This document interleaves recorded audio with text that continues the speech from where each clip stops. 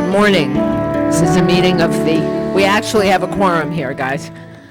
This is a meeting of the Los Angeles City Council on Wednesday, November 23rd. And we are being viewed by, the council meets 3 days a week, Tuesday, Wednesday, and Friday at more or less 10 o'clock. We are being viewed on Channel 35 and rebroadcast this evening and on Sunday. And we are also available by council phone, and I believe we are ready to start by calling the roll. Burnson, Chick, Fear, Galanter, Goldberg, Hernandez, Holden, Miskowski, Pacheco, Badilla, Everly, Thomas, Swarnich, Wax, Walters, Ferraro, 11 members present in the quorum, Madam President. Thank you. We do have one presentation. Ms. Goldberg has a presentation.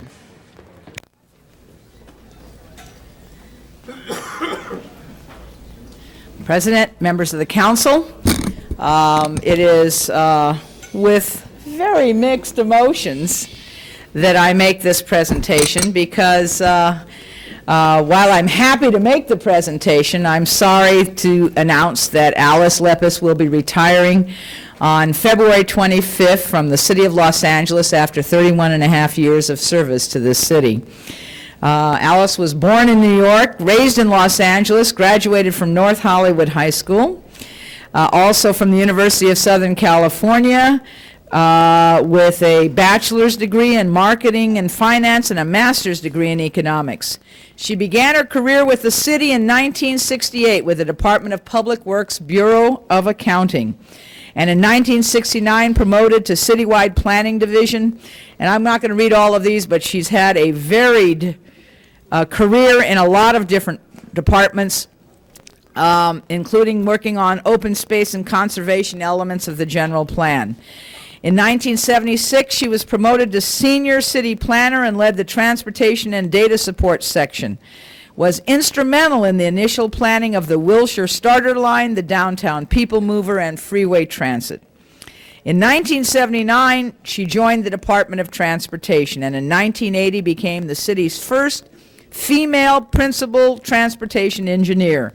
Placed in charge of the Bureau of Transportation Planning, where she directed projects such as transportation planning for the 1984 Olympic venues, the proposed Los Angeles Long Beach Light Rail project, and the first transportation-specific plan for the congested Westchester LAX area. Also, she's worked on transportation planning for the elderly and the disabled. In 1989, Alice was appointed chief of the Bureau of Parking Regulations and Adjudication, where she led the development of the city's award-winning Hollywood Cherokee parking structure, the highly acclaimed Robertson Alden parking structure, Westwood Village Broxton parking structure, Sherman Oaks Dickens parking structure, Studio City parking structure, and there are many more here. I'm not going to go through all of them.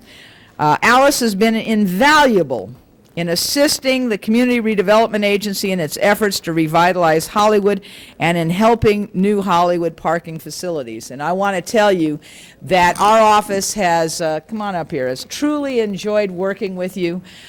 She brings to each and every project a mixture of wanting to get what you want done, but keeping both feet on the ground so you just don't think that anything can go without seriously looking at the consequences. And that's very helpful because you get wrapped up sometimes in the incitement of a project and you need someone who's going to say, I'm just as excited as you are, but don't you think you should look at X, Y, and Z before we finish this? And X, Y, and Z made all the difference to the projects that we have done in Hollywood. And now, therefore, be it resolved that by the adoption of this resolution, the City Council of the City of Los Angeles joins me in honoring Alice D. Lepis for her distinguished career and significant contributions to this city. And we all wish you much happiness and success in all your future endeavors upon retirement, because I know you're not going to sit back and put your feet up and read all the time, even though you would deserve it if you did. But colleagues, please join me in thanking Alice for an extraordinary career spanning more than 3 decades and in various departments, and her contributions to this city, and wishing her well in her retirement. Thank you, Alice, for everything that you've done.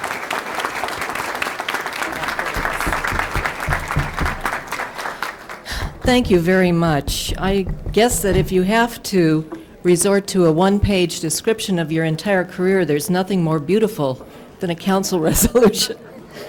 But I also want to thank the people that I've worked with and that have helped me accomplish all of these projects.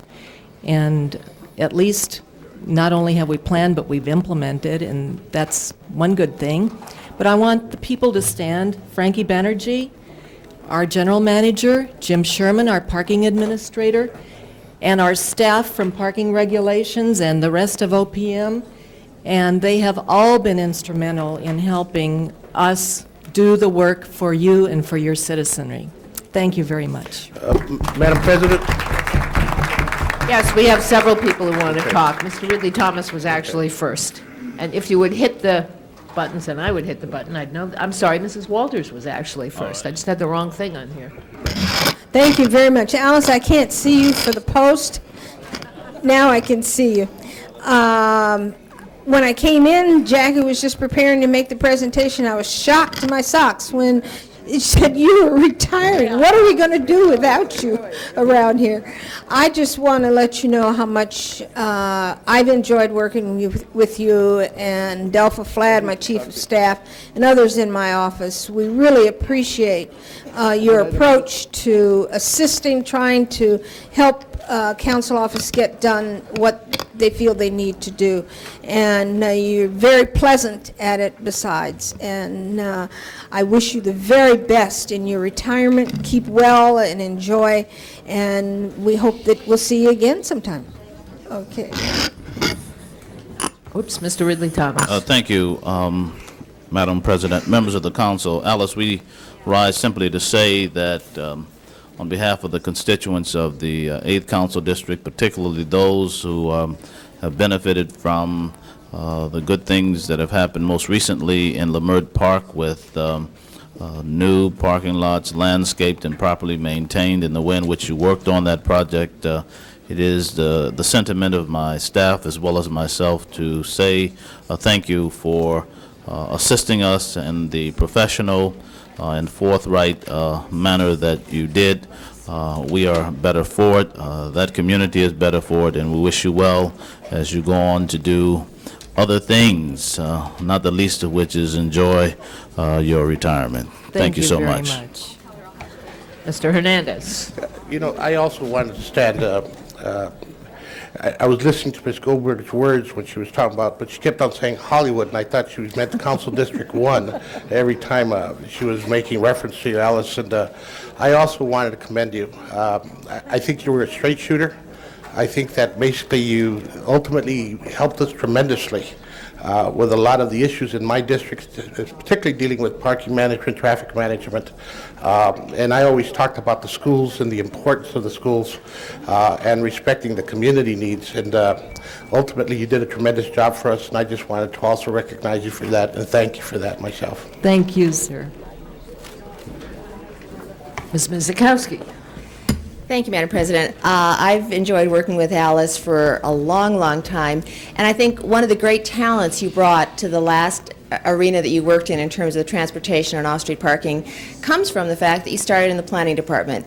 And I think it brought a lot of perspective so that as you were dealing with parking, you weren't just dealing with parking and traffic. You understood community, you understood planning, and I think it was a great asset to the Department of Transportation that you came over from planning and helped to bring some of that experience and knowledge, and I think it clearly showed in some of the structures that we got built.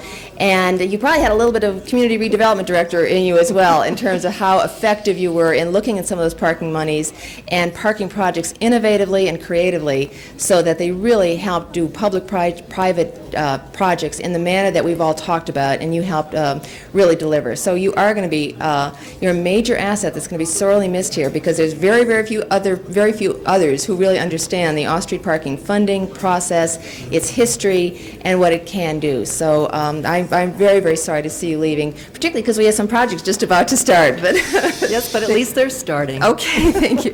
Thank you. Okay, my turn. I too want to wish you all the best. I think, Alice, that you were one of the first people I met. It's me. Hello? The chair keeps changing. I think you were one of the first people I met when I started here 12 and a half years ago, and I remember that you kept trying to explain to me all these complicated procedures.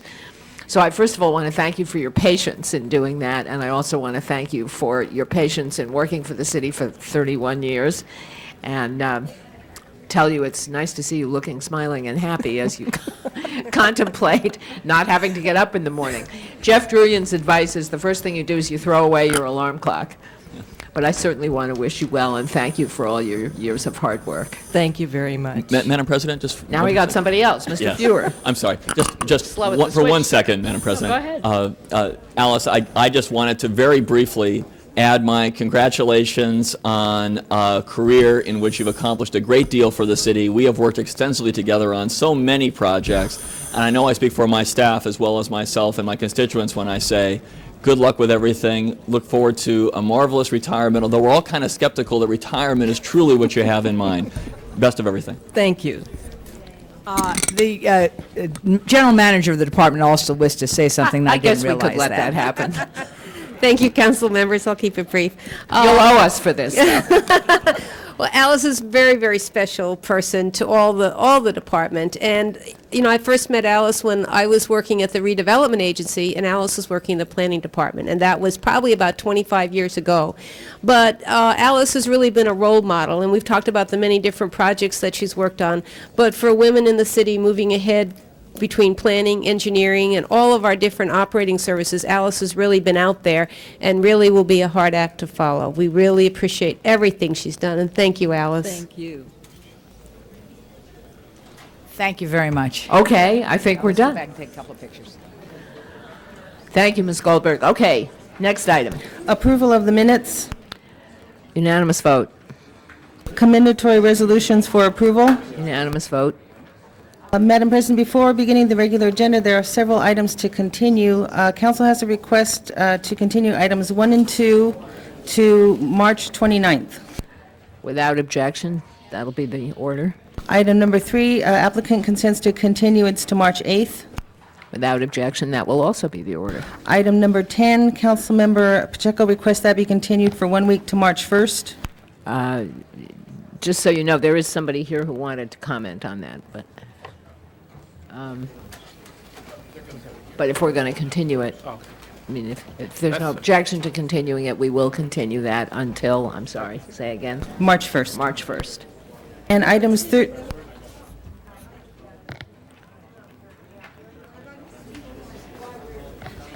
Well, all right, fine, that's, go ahead. Let's get Mr. Pacheco back. Items 10, 11, and 12 are items that have received a lot of work on part of the council, part of the community, part of the nonprofits, and the city staff. And I wonder, and it's been so long in the making, why are we continuing them? And are all 3 continued, or just 10 is continued? Well, Mr. Pacheco simply asked for 10, and maybe you'd like to explain to Mrs. Walters why you wanted to continue it. We're just double checking on the transfer from one program to the other, to the new administrator of the program. I have the former administrator here, so I want to make sure everything's okay. That's all. Number 10. 1 week, you said? Okay, sure. well, So, does that impact 11 and 12 to No. continue No. 10? No. Okay. okay, now are we all cool on that? All right, item 10 is continued, items 11 and 12 are not. And items 34 and 35, Councilmember Hernandez requests that be continued to Friday, February 25th. 34 and 35. Anybody have a problem with that? All right, unanimous vote.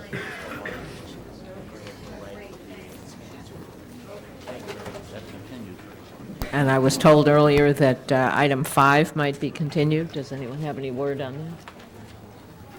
I guess not. All right.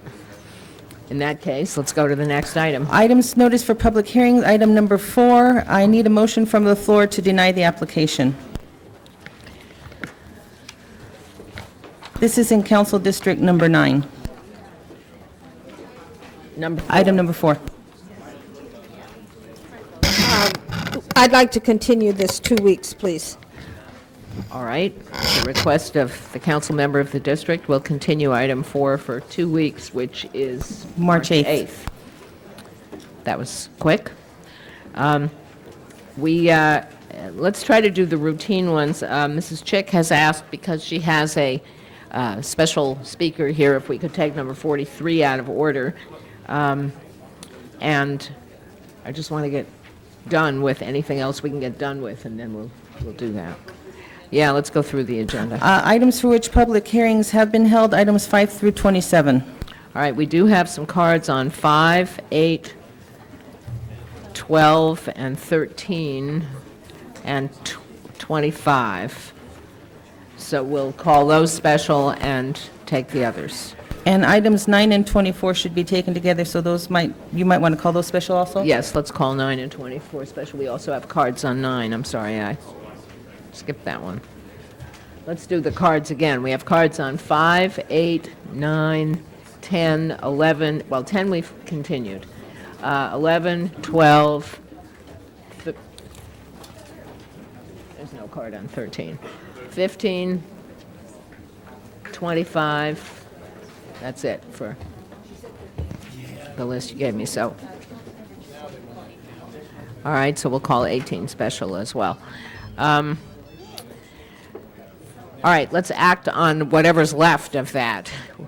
Should be 6, 7, 14, 15, no, sorry. No, we have a card on 15. 6, 7, 11, 14, 16, 17, 19, 20, 21, 22, 23, 26, and 27. Okay, open the roll. Close the roll. Tabulate the vote.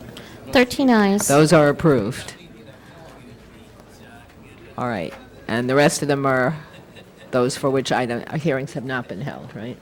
Right. Items for which public hearings have not been held, items 28 through 36.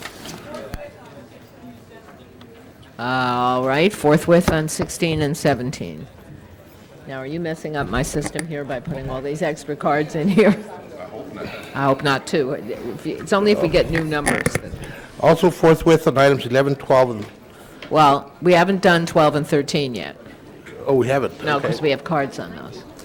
We did 11. You want forthwith on 11? It's up there special, so. We'll wait till we do them all. Yeah, I'm sorry, we do have a card on 11. Yeah. I can't keep up here with my note-taking. They're sneaking them in. All right, so where are we, Madam We're now Clerk? at 28 through 36. These are public hearings have not been held. All right, now, on 28 through 36, we have requests to speak on 29 and 35. So we'll call those special. 35 was continued. All right. Then we don't need to call it special. We'll still call the other one special. So, all right. Now, is there anyone in the public from the public who wants to speak on any of those items who hasn't already filled out a card? If not, the public hearings are closed, and the matters are now before the council. Do we have any specials? Items, you'll have to tell me again. 28 through 36, with the 20. exception of 34 and 35. And 29, which is already called special. Okay, seeing none, open the roll on those items, close the roll, tabulate the vote. 13 ayes. I'm sorry. 31D special. All right, we'll reconsider 31D. We'll call that special. Come on, I just asked if anybody had any specials. Okay. Got to pay attention here. We're clipping right along. All right, now we'll reconsider 30 and call that special as well. All right, now we've done the others, have we not? Close the roll. I see a vote. Close the roll and tabulate the vote. 13 ayes. All right, those are approved. We'll hold the closed session ones on the desk. And on the continued agenda, item 40 is a public hearing has been held. Let's just hold that. Let's go back and get through these, and we'll get as far as we can here. All right, so we haven't got that far yet, have we? Did we get to 44? Well, yeah, I guess we could.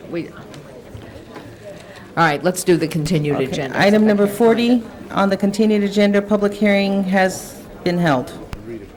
Has been held, all right. So the public hearing on that one is closed, and do we have any council? On 40? Okay, that's called special. Mr. Fuhr, you wanted 44 called special?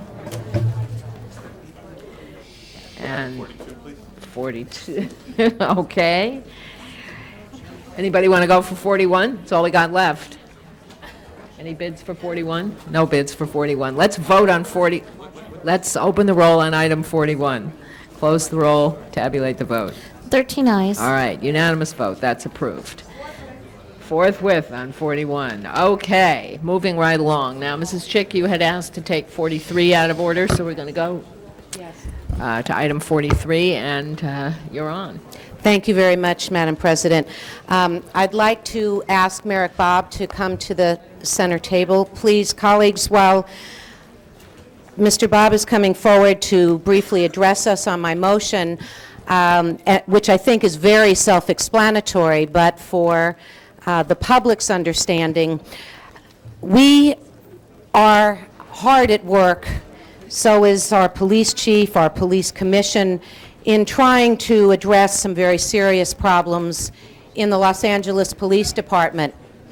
And one of those problems that needs to be fixed from the inside out, and that I am requesting the Police Commission to look at, and to look at in the most expedient way possible, is that in our Internal Affairs Bureau, it is not set up and structured at this point in a way that clearly separates the criminal and the administrative investigations of potential officer misconduct. And as a result, evidence often becomes muddled and even tainted, making successful prosecution of officers who are suspected of criminal activity very difficult. We need to change that, and in fact, it is not a totally unheard of or original thought. In fact, it is in place as we speak in other law enforcement agencies. And that is why I have asked Mr. Bobb, who is the former legal counsel for our Los Angeles Police Commission and currently legal counsel for the County Board of Supervisors, to briefly explain to us what it is that the Sheriff's Department does differently, and to comment on the potential benefits that we can achieve also in moving forward on my motion today. So, Mr. Bobb, please. Thank you very much. I'm appearing today in my capacity as special counsel to the Los Angeles County Board of Supervisors to describe to you a little bit how the Sheriff's Department handles its internal affairs investigations. A number of years ago, in the wake of the big spender scandal in the Los Angeles County Sheriff's Department, a reform was initiated whereby internal affairs was divided down into two different divisions. The first division, called Internal Affairs, investigates administrative, potential administrative wrongdoing on the part of officers, leading to possible discipline of officers. There is a second division called ICIB, or Internal Criminal Investigative Bureau, which has jurisdiction only over potential criminal misconduct.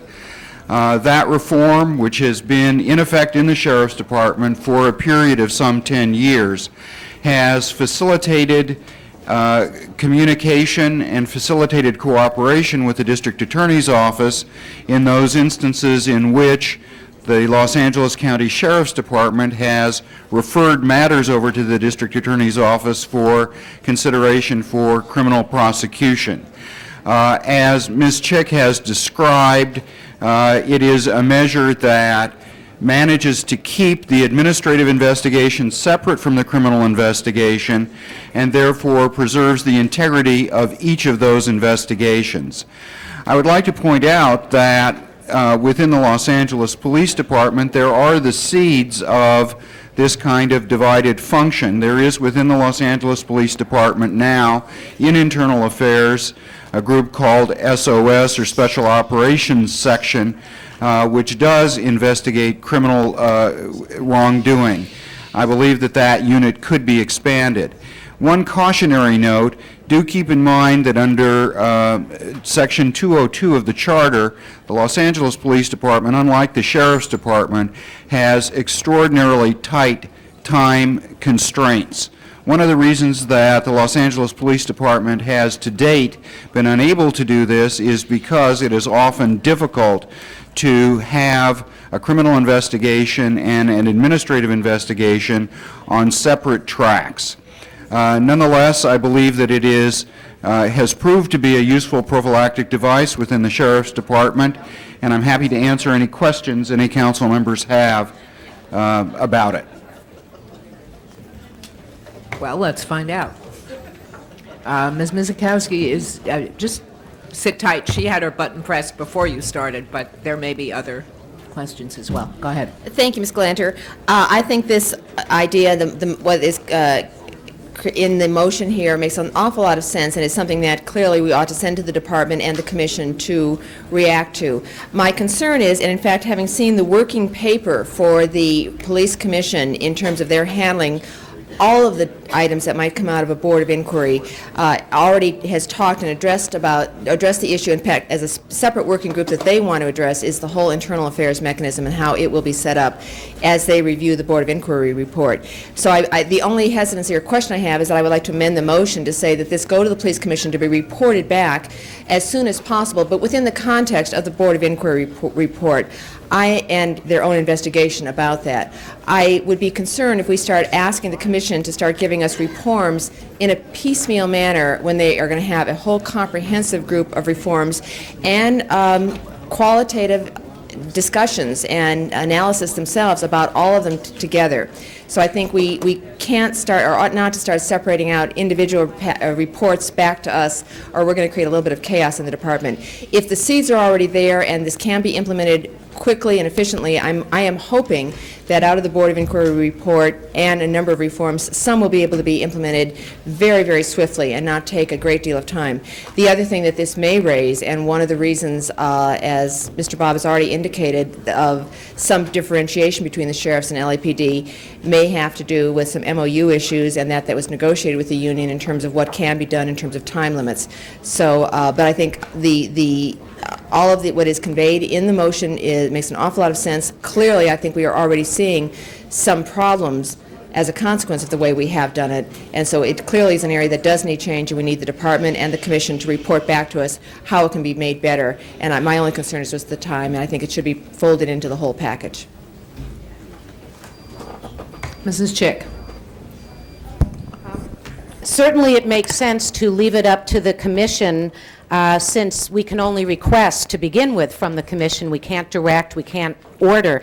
My hesitation with what my colleague is saying, however, is that I would prefer to simply delete the 45-day time period and replace that with report to the City Council as soon as is feasible.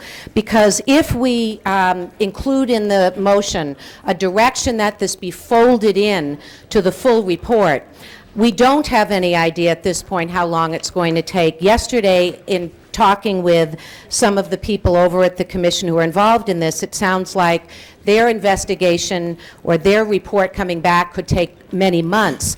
So I would prefer to just leave it up to their good judgment if there is something in this that they can move quickly on, because Councilmember Mizikowski, my hopes, and I don't know if they'll materialize, is that there is actually some benefit in making this change to moving forward with the potential prosecution of some of the officers that might be implicated in the Rampart investigation.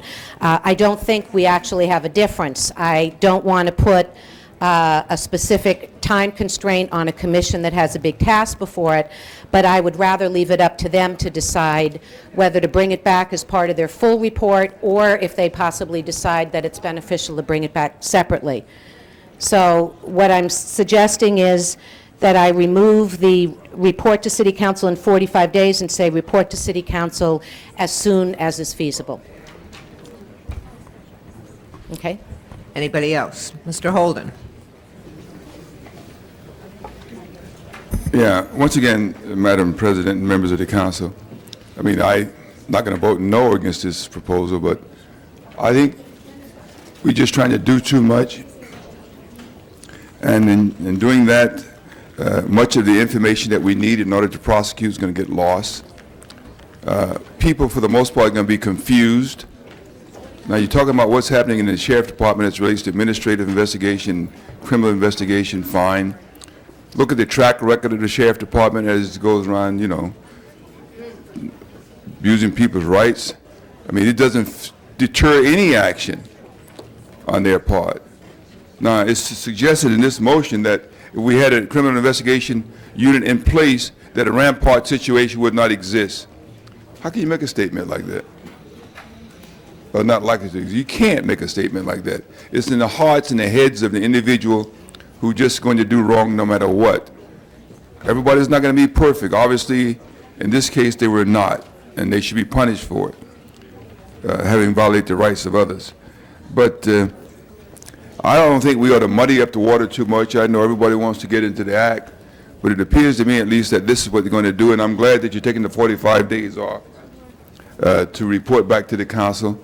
Let the commission take its time. They'll do due diligence, and they'll get to the bottom of it, and hopefully I'm sure they'll give us an answer that's going to be right and not rushed into it later on. The criminal investigation is going very well in this situation. One officer is on trial right now, waiting to be sentenced. Other officers' complaints have been turned over to the district attorney, and they have not filed those complaints. And that's where I think you ought to be, sir, over there telling the DA to file the complaints, if you feel they have sufficient evidence to do so. I don't think the investigation has been hammered at all here. To suggest that it has really does a disservice to the department and what's attempting to do in terms of get rid of those bad police officers. So I think you're doing a good job in the county, because I don't hear any complaints over there. But we're moving along quite nicely here, in my view. And thank you for your input. Anybody else? All right. Mr. Bob, did you want to make any further comments before we take a vote? Well, I just thought I'd give you a free ride here. Thank you. The motion before us is now amended to delete the 45 days. Cindy, you're okay with that? All right. In that case, open the roll on item 43 as modified. Close the roll. Tabulate the vote. 13 ayes. That is approved. All right. Now let's go back to where we were in the order. What is the next item, Madam Clerk? Item number 5, called special.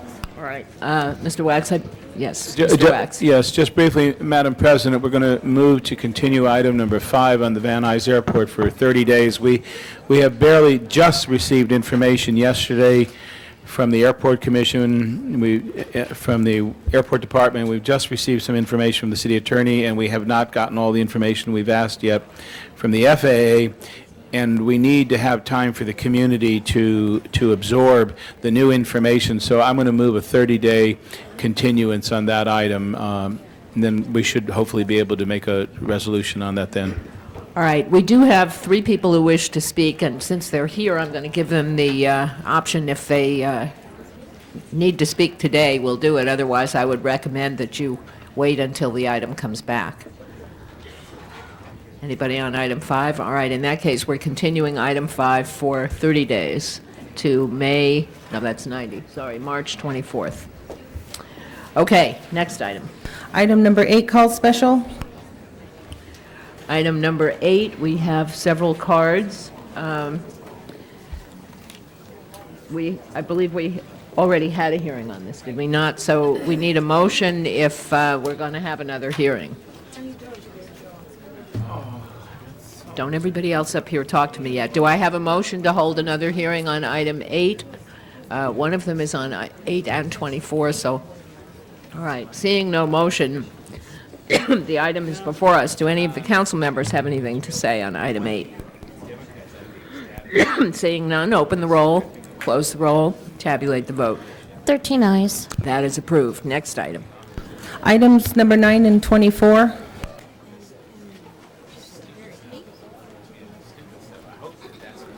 Wait a minute, we have to at least get started on this, and we have a whole bunch of people who want to be heard.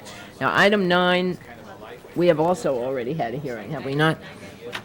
9 and 24, and we have cards on both of them. So, yes, did you want to move a hearing? President, what I'm hoping is that some of the people who want to address us today, that their concerns might be dealt with the motion that I'm about to All right, make. so we're going to have a motion coming in first, so let's move it, let's do another item first so we can get it done while I have this conference on Thank the you. side here. I have a suggestion, Madam President. Maybe we have a presentation before we have a Okay, public let's do hearing. that. We're going to stay on items 9 and 9, 24, and we'll start with the staff presentation, so Mr. Burnson can tell me what he needs to. boy. Mr. Howe. I will be brief. I'm Con Howe, Planning Director. I'm joined by Frank Eberhardt, Deputy Director. I'm going to give a brief introduction, and then Frank will give an overview of the proposals. The new city charter passed by the voters in June requires some very fundamental changes to the planning structure of the city. It mandates the creation of at least 5 area planning commissions to take over the appeals that have been up to now handled by the Board of Zoning Appeals, which is to be abolished. In addition, it expands the membership of the City Planning Commission from 5 members to 9 members. All of these changes are to take effect on July 1st of this year. This is a structure which is unprecedented in American cities. We reviewed it and found that to be true. Therefore, it represents a challenge to us, both the City Council, the Planning Department, the Planning Commission, to make the system work in untested waters. The department undertook this effort over the summer, right after the charter was approved, and reviewed all the processes that would have to be changed because of this mandated change from the charter. One of the things that we thought was very important was that we make every effort to rationalize and bring clarity to the processes. Whether you're an applicant or a neighbor, you deserve to understand what the public process is for the application that's being filed. So I'm here to say that the proposals before you, we have made every effort to try to make them as clear as possible. The proposals were drafted by the Department of City Planning. I want to point out throughout this we've had the assistance of the city attorney, and their work is expanding now as we get into the drafting of the actual ordinances. In October, we held 7 community workshops throughout the city to get input and to have people understand what the proposals are about. We also put all of this information throughout the process was available on our website. The City Planning Commission undertook the proposals in November and actually took testimony at 4 separate City Planning Commission meetings, and your plum and ad hoc charter implementation committees have also held public hearings. Frank Eberhardt will give you an overview of the proposals and especially the outstanding issues where the recommendations of the Planning Commission, plum, and ad hoc have some differences. And the last thing I would say is the chances of any of us getting this just perfect the first time around are probably very small. So I want to assure the council that we intend to monitor the operation of this new planning system and new planning structure and recommend any changes to the ordinances that are appropriate. And both the plum and ad hoc committees are requiring us to do that monitoring in any case. Thank you. Yes. Mr. Eberhard. My name is Frank Eberhard, for the record. I want to mention that the Plum Committee acted on this on February 8th, and the Ad Hoc Committee acted on February 14th. The entire matter is now before you. The issues really break down into 4 separate areas: area planning commissions, decision-making authorities, simplification of the procedures, and there are a few other items that are also going on, which I'll briefly cover for you, and then I'll spend a little bit of time on the major issues. First of all, area planning commissions. The Planning Commission proposed 6 area planning commissions. Both the Plum and the Ad Hoc committees approved 7 area planning commissions. The difference between the City Planning Commission and the 2 committees' actions was that they split the large metropolitan area into 2 area planning commissions.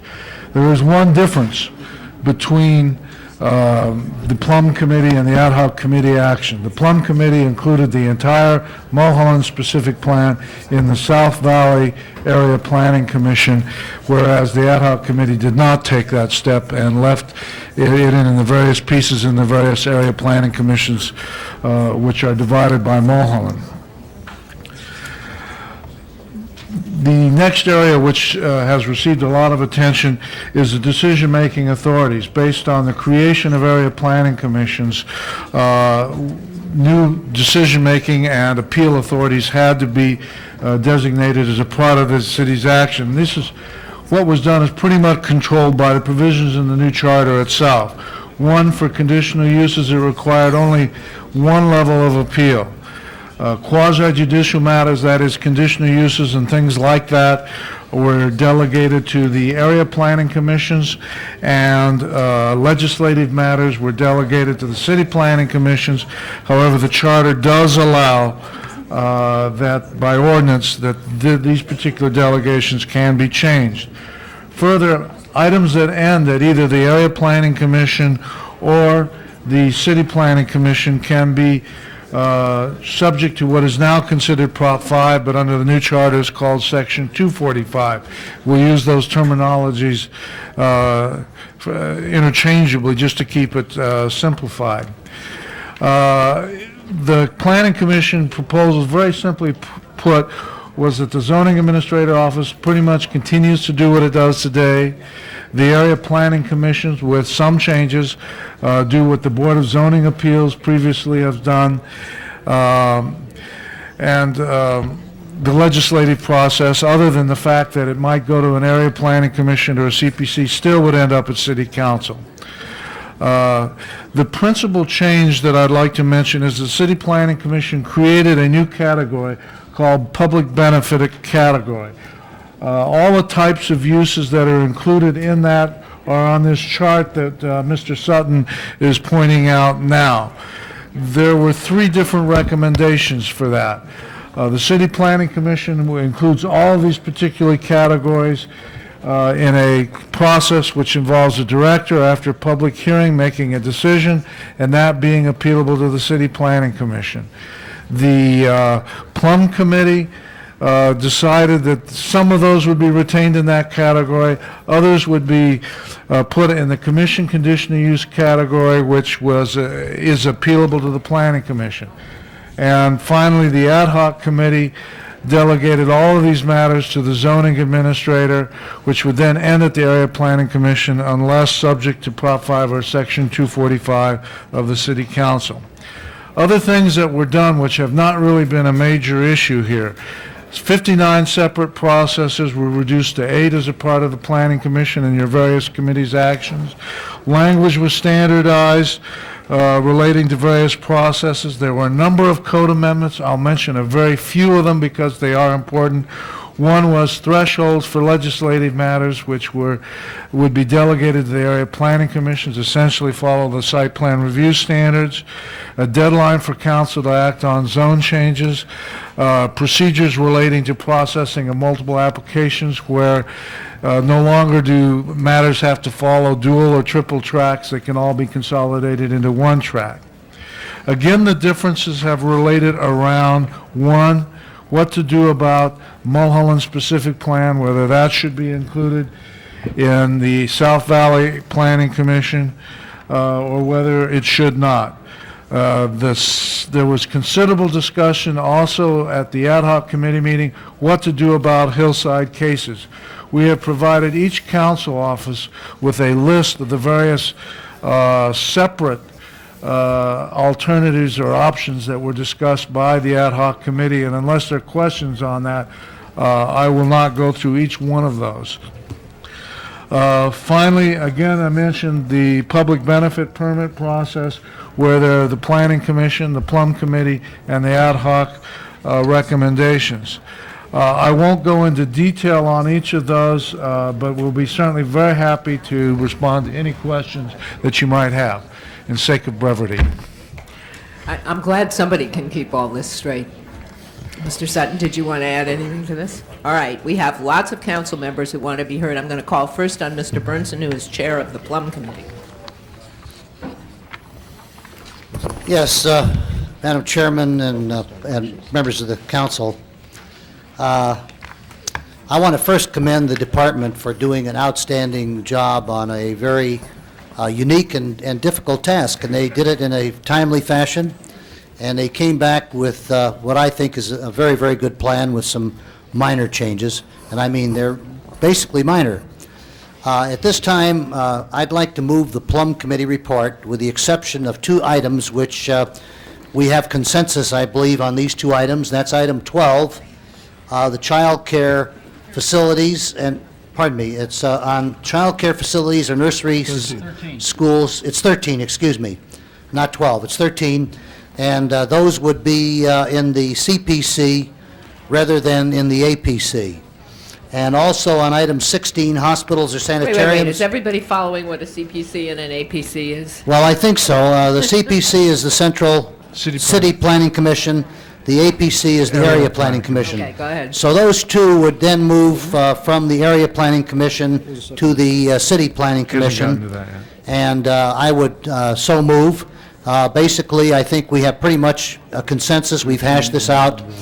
I would, the Planning Committee report also calls for the additional Planning Commission and puts the, splits off the Central City area so that we have 7.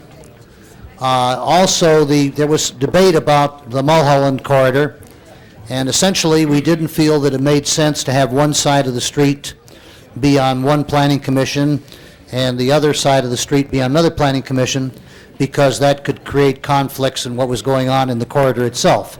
And it wasn't that we chose north over south or anything else, but we just, that was the feeling of the committee. So I would so move, and we would hope that we can get a unanimous vote on this. Can we have a second on that? Yeah, second. Okay. Okay.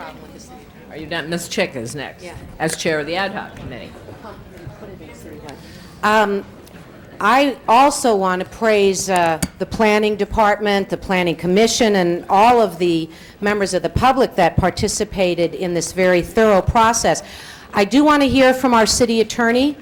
I believe Claudia Cullins has something to say to us on the changes that I very much supported making. One of the things that your Charter Implementation Ad Hoc Committee did, colleagues, was to make a very strong statement that on the public benefit permits, that there should be consistency in the approach, that it didn't make sense, certainly to me, to say that some of the land uses that were on this list designated as public benefit should go to the citywide or the Central Planning Commission, and others should go to the area planning commissions. And what I had noticed was that our Plum Committee had made exceptions for child care facilities and hospitals and sanitariums, and I felt certainly that those are entities or projects that we actually have citywide policy on, and that we are promoting the creation of quality, affordable neighborhood child care. It's a necessity for the vitality of our economy, and that those are of no lesser public benefit than, for instance, studios and other things in this list. I certainly understood how and why the list was made, but that there should be consistency. The change that Mr. Bernsen is recommending therefore allows me to stand and say I also support the Plum Committee report with those two changes. But I do have some concerns with what our land use city attorney expert just said to me, and would like to hear those comments and reserve the opportunity to speak again based on that, if Claudia could address You it. have 53 seconds left. Okay. Where is our Claudia Culling, City Attorney's Office. I just want to bring to your attention that the new charter in Section 563, which deals with conditional use permits and other similar quasi-judicial approvals like conditional uses, allows for only the zoning administrator or the area planning commission to be the original decision maker. except that the Planning Commission can adopt rules and regulations that then come to you for approval by ordinance that say that there are certain things that have citywide impact, in which cases that they can be heard initially by the City Planning Commission instead of the Area Planning Commission. But if you have the zoning administrator making an initial decision, it must be appealed to the Area Planning Commission? She's referring, I think the amendment was to have this be acted on by the department and then be appealed by the director and then appealable to the City Planning Commission. I understand that, but the charter says, as we've said before, that the only original decision makers can be the zoning administrator or the Area Planning Commission. These would be public benefit permits, just as you've advised us on the others in the column. In other words, If they're not conditional uses or other quasi-judicial permits, you can do that, but I think that the ones you've been discussing aren't they not? these are, just as the Planning Commission acted, these would be termed as public benefit permits. I think you assisted us on that. Well, point of clarification, I think there's not as much confusion as there might be sounding right now. I think the only clarification for the amendment that Mr. Bernstein made, consistent with what Ms. Chick wanted, was that the amendment on 13 and 16 should read CPC and council, and the CPC can do then the ordinance that Ms. Culling was talking about, and that's the authority we want. So the CPC can have the hearing by a hearing examiner, make the first decision at the CPC level, but then it come to council, because these are public benefits that the council has in the past indicated we have overall policy, and I think that's the consistency. And then it's in consistency with the charter? Right. And essentially, that was the intent. Yes. Okay, Laura, are you done? Yes, I support Mr. Bernstein's motion. I think we need to move forward with this and put the will of the public and the charter changes in place and review them in a year and a half. Ms. Misikowski, you're up next. Thank you. I think clearly, as has been indicated, there has been a lot of interest in this. This is probably one of the most significant, other than the Department of Neighborhood Empowerment and neighborhood councils, one of the most significant changes in the charter, so much so that we had both the Planning and Land Use Management Committee and the Ad Hoc Committee look at it. And I think what we're bringing together today in Mr. Bernstein's motion, moving the Plum Committee report with the changes that were of particular concern to the Ad Hoc Committee on some public benefit issues, is appropriate. And members of the council, what this all is about is a relatively fine line of both doing what the charter said in limiting the number of appeals and processes so that we have a distinct route and clarity, people don't have to keep coming down again and again to hearings, and also divide that responsibility of what is local, what should start there and remain there in terms of creation of this whole concept of area planning commissions, and what should remain with citywide issues. There's been a balance, and as I think Mr. Howe said, it's not likely that it's going to be perfect the first time around, which is why both committees indicated that we needed an 18-month review. And as Mr. Hernandez pointed out, what that gives us is also the ability, 18 months out, to start looking at census data and perhaps make changes within 2 years of this initiation, as is indicated by both experience, how the APCs will work, and the census data in terms of either additional adjustment or even more commissions. And just a brief comment on the Mulholland Scenic Parkway Plan. As was pointed out, that had, I think, potentially 4 different area planning commissions which might have part of it. And just as the division of the valley was a north-south valley so that the Ventura Boulevard specific plan could stay within one commission, so too we had the Mulholland Design Review Board and the Mulholland Tomorrow group say, could you put Mulholland, which is one specific plan, in one area planning commission? And it was decided that since most of the access points and issues affected the South Valley, that was the more appropriate commission to put it in, and that's what the Plum did recommend, just for purposes of consistency and management. There's also no question, I think, that the 7 area planning commissions fit better in terms of population and density and issues, and was, again, something of consensus between both committees. And I think that it is a first step, something that we are going to have to all work through and work with our communities to decide within 18 months whether or not we want to make some changes again. But this is, I think, a first good step. It really is going to innovate and activate communities, create area planning commissions, and create a whole lot more local decision-making process than we have today. All right, I have four more people so far four more council members who want to talk. We have had hearings on this before. We also do have a number of cards. So if we're going to have another public hearing, I will need a motion for that, and the question is whether you want to hear from our four council members first and then go around again, or otherwise. Why don't we do it first here, because then they may not want to say anything. All right, that's fine with me. Unless I hear a motion, we're just going to go through the queue here. And Mr. Fury, you're up next. Thank you, Madam President. I want to underscore what both Mr. Burnson and Ms. Mizikowski said regarding the importance of the Plum Committee recommendation that keeps the Mulholland Specific Plan Corridor in one of these APCs, and I agree with that very strongly. Also, I want to offer an amendment, which is a consensus amendment, I think. From the ad hoc committee on the charter, we all agreed that item 4, which is a non-controversial component, should be put in place. In particular, it clarifies some language regarding the South Robertson Neighborhood Council to assure that it too is in one community plan and in the jurisdiction of one APC rather than 3.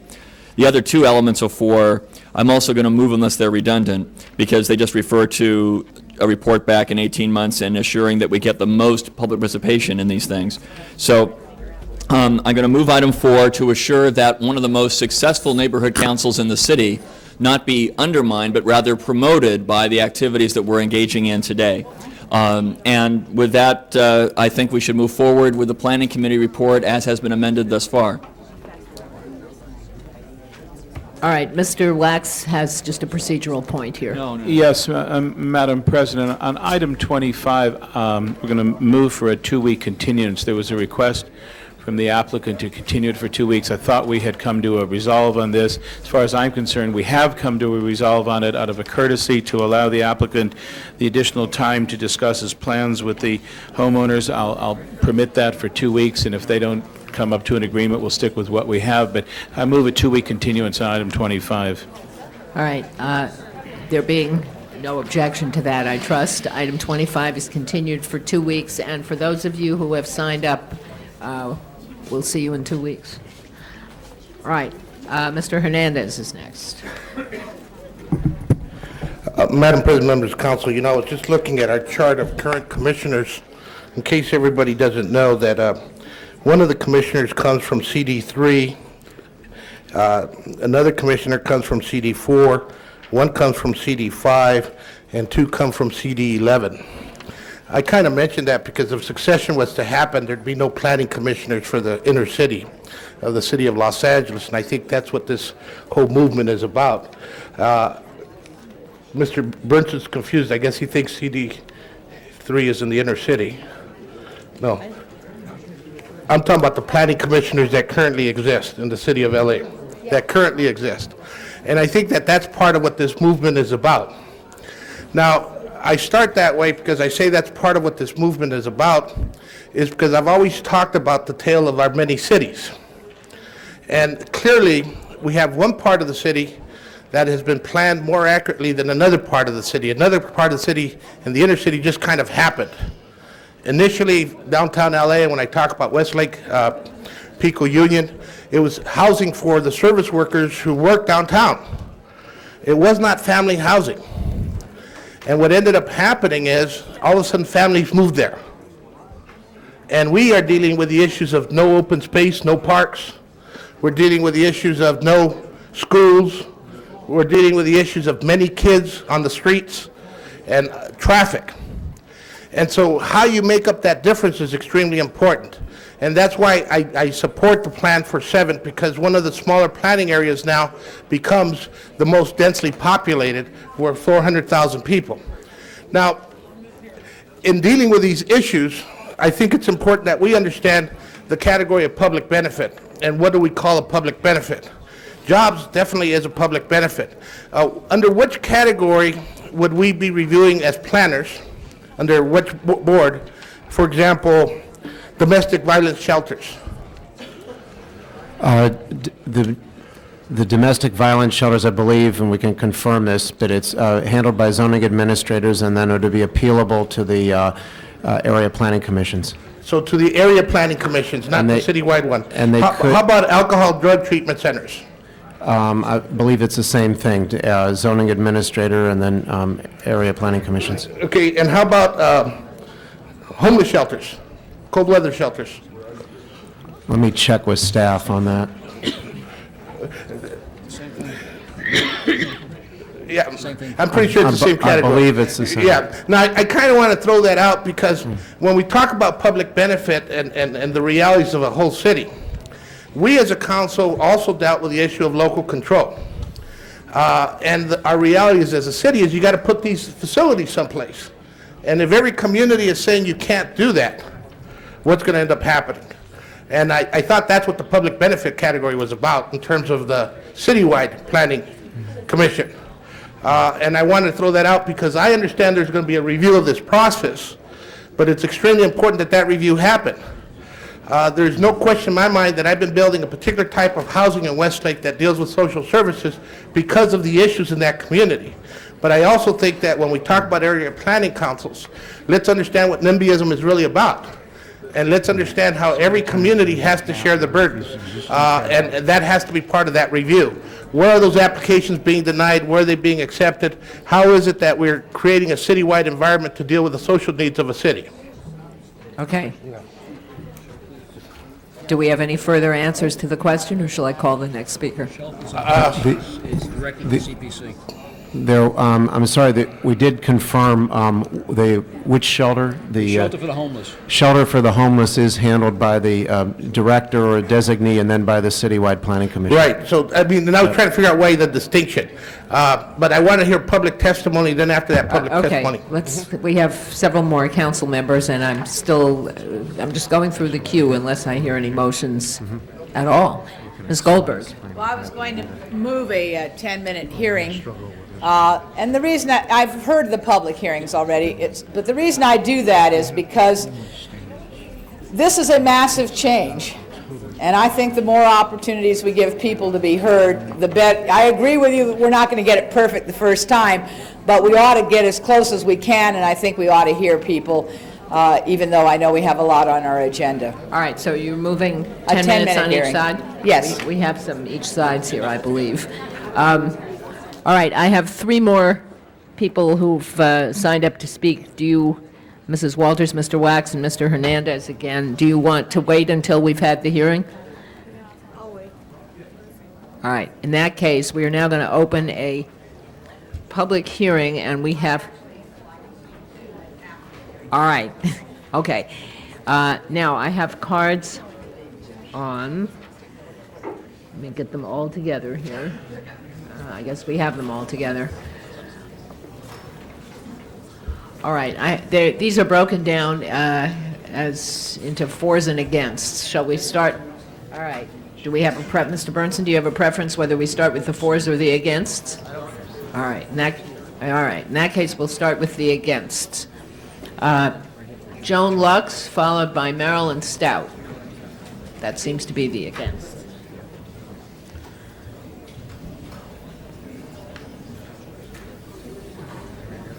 Don't start the time till she gets up there. And after Ms. Stout will be Michael J. White, then Mitch Menzer, Bud Hayes, and Susan Nelson. Okay, go. Is there any possibility I could see you as I speak? I'm doing the best I can. There's No, a I don't, chart no, it's somewhere. not your fault. I'm just, is there any possibility that this sign, this map can be moved so that I Just move the can? one chart. There you go. Thank you very much. Go ahead. Joan Lux, and I'm speaking for the Federation of Hillside and Canyon Association. I'd like to read a brief letter into the record. Inasmuch as the slope density formula applies citywide, the Federation of Hillside and Canyon Associations request a mountains overlay zone be created to deal with the unique conditions of fire, flooding, erosion, access, and topography that pertain to the hillsides throughout the city.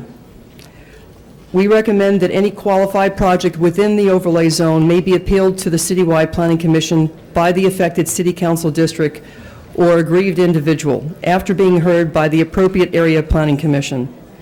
It is our understanding that the ad hoc committee on charter implementation has asked the planning department to give a report on this proposal. We do not support putting the Mulholland Corridor in a single valley APC. The Mulholland Design Review Board should continue functioning separately on all matters related to Mulholland-specific plan. The 7-member board with 6 council and 1 mayor appointee should have the right of appeal to city council as it does presently. We also would like, related, because communities have changed since community plans were created, we encourage hearings on citywide boundaries adjustments. Some boundaries need to be adjusted in order to reflect current common community interests. We appreciate your consideration so that these issues can be incorporated into the city's new charter implementation. I would like to further state, because we wrote this letter before we got the staff report and the letter from Con Howe, that I may recommend that we support the number 1 on the February 18th letter, Planning Department and City Planning Commission recommendation. We object to number 2, which is the Plum recommendation, strenuously. We believe this is not what Plum recommended over the Mulholland Ad Hoc Committee. We do recommend number 3, additional objections discussed by the Ad Hoc Committee, that hillside-related appeals to be heard by the City Planning Commission. We support that, but we don't support one of that, number 3. It says 3A. We support number 2, which says the hillside ordinance and all hillside-specific plans. Mulholland-specific plans should be exempt from that process and stay in and of itself.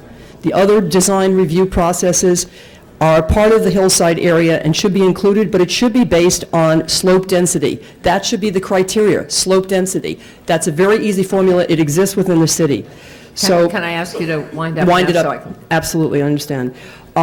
We believe that creating a Santa Monica Mountains APC covering just the Santa Monica Mountain range to handle all appeals, this would duplicate the Mulholland Design Review Board and does not include other areas of the hills.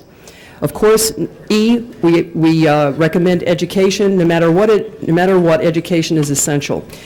One thing that I want to go on Do record you as want a to final. just give us a copy of that and let us? I just got it last night, and to be honest with you, I couldn't, I'm doing this straight from the hips in terms of. Okay, I don't mean to rush you, but I do have several I other understand, people I who wanna be understand it, heard but it's a here. large issue and we haven't. This just came, the letter's dated Okay, February well, 18th. let me just finish up. Finish I want to up. go on record here in reference to recommendation from council that we believe that the CEQA issue, that we disagree that these proposals are exempt from CEQA because by realigning the appeal process, it makes the public input process more difficult, and the environment may, as a result, suffer as a consequence. So we respectfully request that this be continued so that all of it's very confusing. Yeah, all right. You want it? And I finally. got it. You want it continued?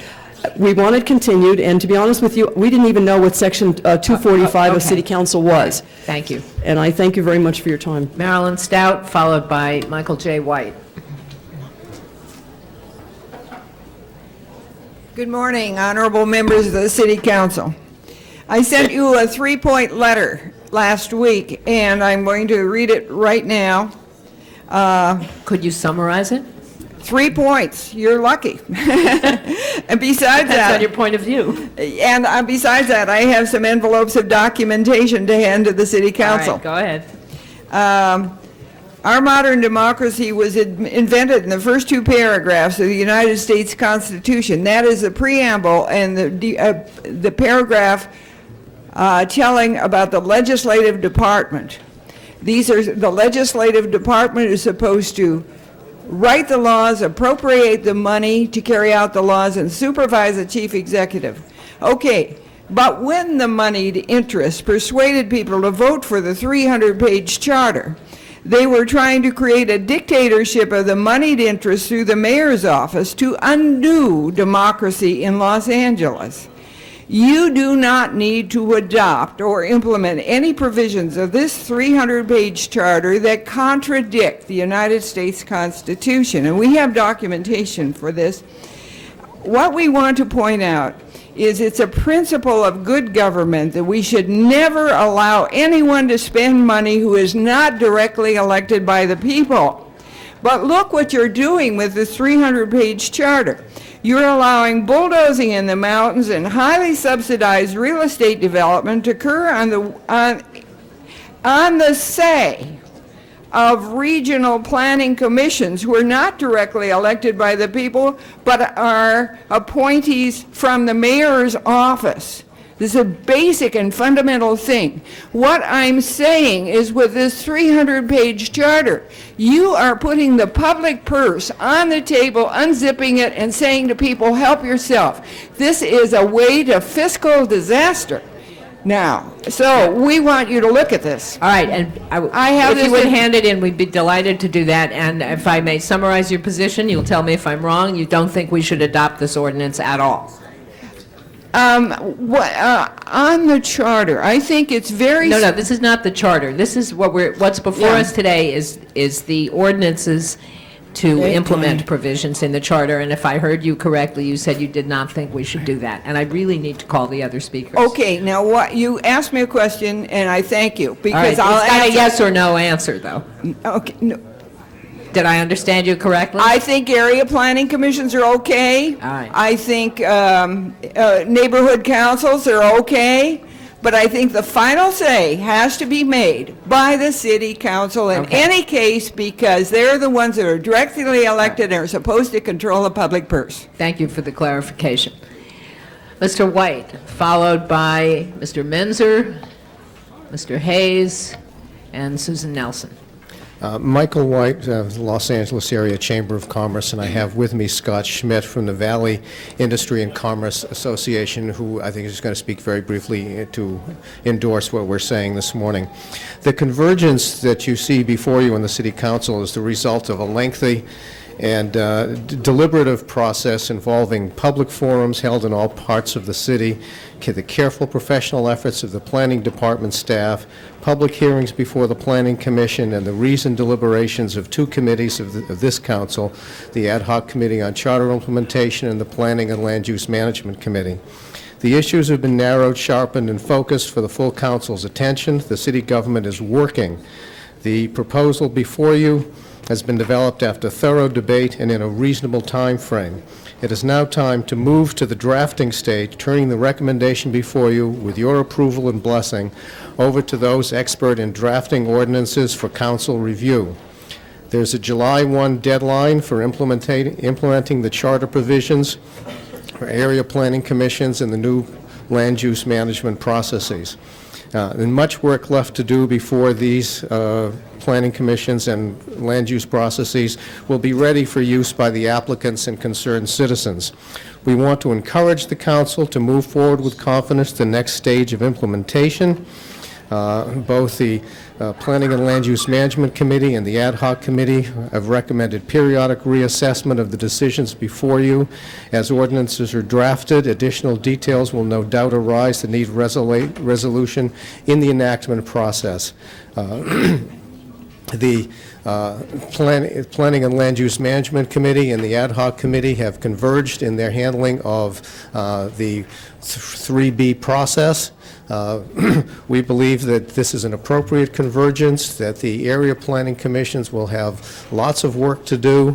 They're not going to be shortchanged if they don't have the initial decision-making review authority on these items. There's a role for the area planning commissions in process one. We're now out of time, so let me interrupt you for just 1 second. Ms. Goldberg, you want to move an extension of time long enough to hear the rest of the speakers? All right. Thank you. Okay. But please Sure. summarize here. Yeah, there are over 100 items in process 4A, and the APCs also have a role in process 5, 7A, 8B, and 6. These are delegations by ordinance. They can be reviewed and changed by the council at an appropriate time. We encourage the council to move forward with the recommendation before it. And Scott, briefly. Very briefly, I just wanted to come here to demonstrate the solidarity of the business community to move the process forward efficiently and on time. And you are the morning's hero. That's the shortest speech. Thank you. Thank you. Thank you both. Mr. Menzer, followed by Mr. Hayes, and then Susan Nelson will be the final speaker. Good morning. I'm Mitch Menzer. I'm a member of the Executive Committee of the Central City Association, and I'm here in that capacity today. The Central City Association participated in the implementation process We've attended the community workshops, we commented on the planning department proposal, and we followed it all the way through the Plum and the ad hoc committees. So we know firsthand that there's been a tremendous amount of thought and effort that's gone into the charter implementation proposal, and we also commend the planning department for the fine work it's done, and we commend the council for moving this implementation along so deliberately and expeditiously. The Central City Association supports the proposal that's before you. Specifically, we support the proposed number of area planning commissions, although we are cautious and somewhat concerned that if we go beyond 7, it'll be very difficult to administer. We also strongly support the standardization of procedures, the shortening of case processing times, and the simplification of the number of land use procedures. We believe that these reforms will make the land use entitlement process in Los Angeles simpler, easier to implement, and will allow for more and better public participation in the land use process. We also support the creation of the public benefit permit process, and we support the compromise that was reached this morning between the Plum and the ad hoc committee reports. In closing, I would just also note that the new land use provisions go into effect July 1. There remains a tremendous amount of work to do to draft the ordinance, appoint and confirm and train the 35 new area planning commissioners, and to put the new procedures into place. And we hope that the council will continue to act expeditiously. Thank you. Thank you. Mr. Hayes. Thank you, Madam President, council members. Member of the California Mental Health Association Board of Directors and the Los Angeles Civic Coalition. I regret that I was on vacation last week during the committee hearings. I did not see the summary of recommendations regarding public benefit permits until late yesterday, and simply wanted to comment. I think the planning department's done a heck of a job. I also agree with Councilwoman Chick that there needs to be consistency. But I was surprised to find on the public benefit permits mobile home parks, cemeteries, non-conforming oil wells, but not find homeless shelters, battered women or other domestic violence facilities, alcohol and drug recovery centers, affordable housing developments, or mental health facilities. All of the above are equally entitled to public benefit status as the ones that we have on the list here. All of the above have long suffered problems that we're all aware of, and many of them serve people with disabilities who have special state and federal protections. I think to ensure equitable citywide distribution of the facilities that I just mentioned, that it's critical that the appeals process be changed and to reflect the appeals process for most of the rest of them, going from director to CPC rather than APC, and then to council. And those are my comments this morning. Thank you, ma'am. Thank you. Susan Nelson is our final speaker. My name is Susan Nelson, and I am a planner, and I'm speaking today for the Friends of the Santa Monica Mountain Parks and Seashore. We support the Federation in the overlay zone and suggested it to them based upon the slope density formula applied throughout the city with appeals to the City Planning Commission, Citywide Planning Commission. In regard to the Mulholland Corridor, it is made up not of just elegant homes, but a real attack made by speculators who want to fill the whole area up with pink mansions. It's made up of a series of publicly acquired view sites and pocket parks, and 9 miles of dirt Mulholland goes to Topanga State Park, which is one of the largest overall parks in the city and in the country, and it's within the Santa Monica Mountains National Recreation Area. It goes from the Nike site to the Marvin Browdy Gateway Park. So we are requesting an 8th APC. That would mean the Mulholland Design Review Board should function as a BZA. That is our recommendation. Now, thirdly, I'd like to just say I do not think the public hearing process has been adequate at all. I think the planning department is very cheerfully handing over all planning functions of the city to BZA zoning boards, which is really obscene to do. I mean, the BZA and the zoning boards have always tried to undercut the general plan process, which has been supported by the citizens of this city. I think it's a big giveaway. I think that inasmuch as the general plan framework is also a terrible document that allows too much growth density, doesn't solve the problems of traffic in this city, we're headed down a tunnel of high speculation and an egregious attack on the lovely quality of life that still pertains in much of the city, particularly older parts of the city. I mean, the west side has gone to traffic and big speculation. Thank you very much. I hope that you reconsider the Mulholland Scenic Corridor. Thank you. We did have one more card come in. Mr. George Abrahams. And you will be the final speaker. All right, thank you. I put And I hope S35, brief. the original number from the planning number, not the item number here. That's where the confusion. Thank you very much. George Abrahams from Beechwood Canyon Neighborhood Association. The most alarming statement I heard so far was made by one of the Planning Commission officials at the ad hoc committee hearing. He said that the Santa Monica Mountains need retail development. This represents a terrible threat to those of us who live there.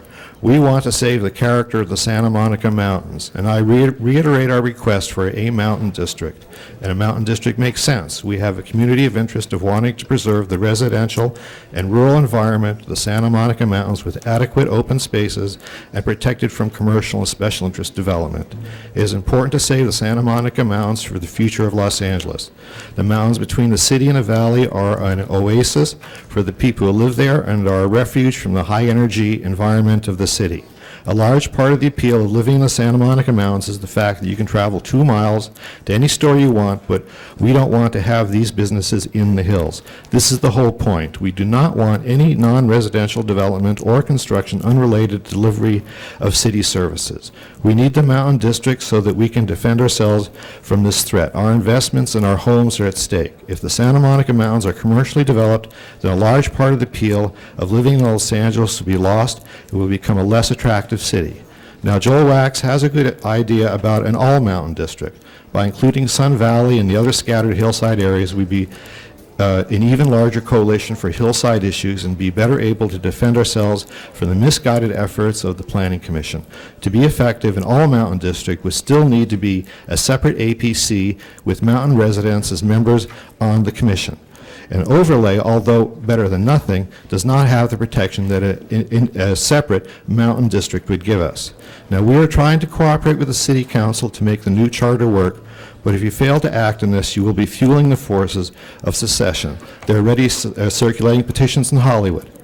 Charter implementation is being observed by the secession movement, and they are going to use any adverse outcome as an example of why voters should declare charter reform process a failure and why secession should occur. Thank you.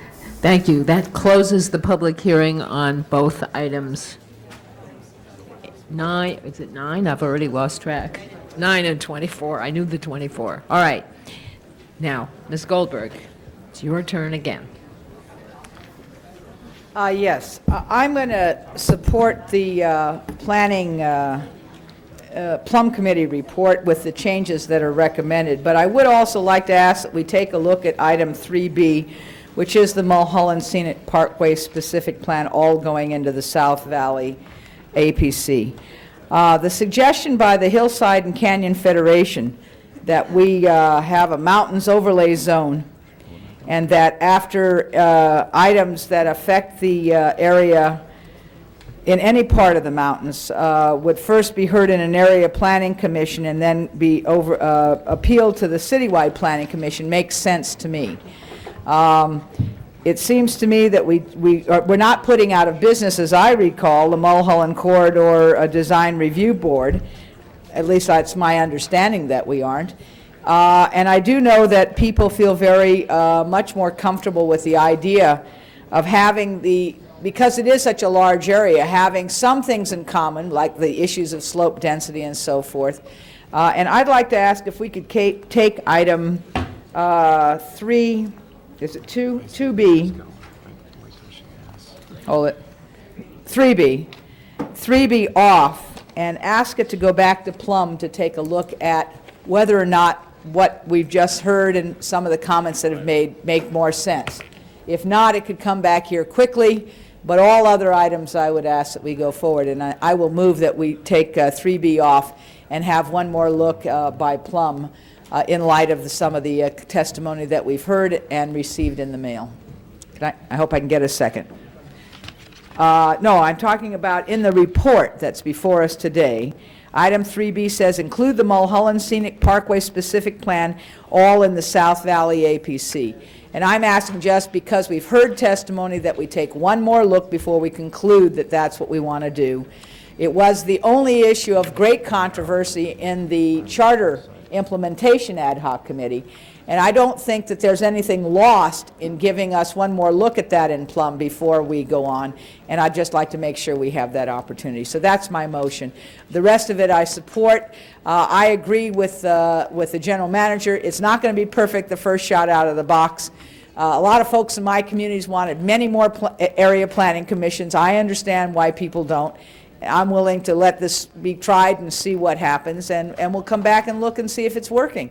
And I think that's a good plan, but I would like to take that one item off and ask Plum to look at it one more time. All right, Mrs. Walters is next. Is that what you...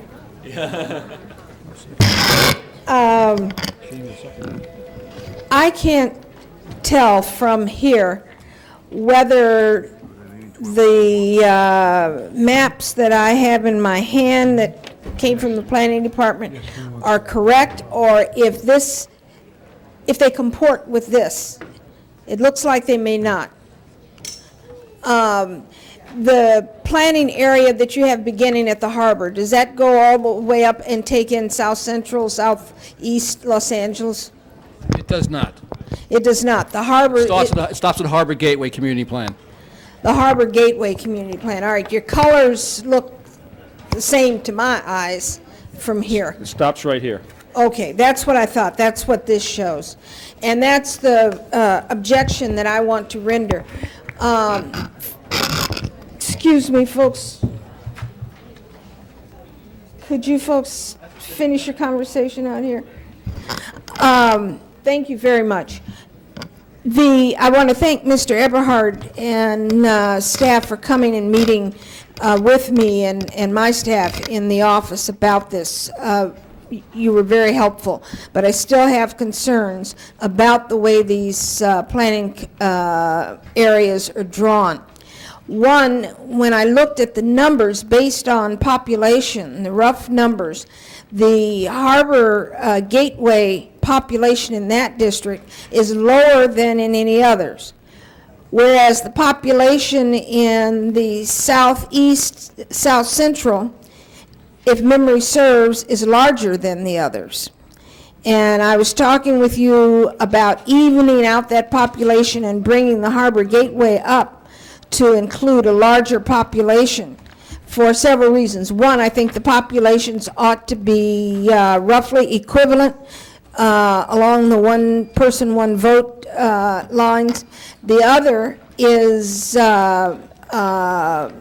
because of several reasons. The Harbor Gateway area is one of those areas that wants to secede, that wants to be their own city, to do their own thing, and it's has fewer minorities represented in that area than in other areas, and they're less willing to open up and share their resources with all of the people of the city. One, they object strenuously to certain facilities being located in their area, facilities for juveniles, facilities for seniors, facilities for of one sort or another that sort of add up to group home type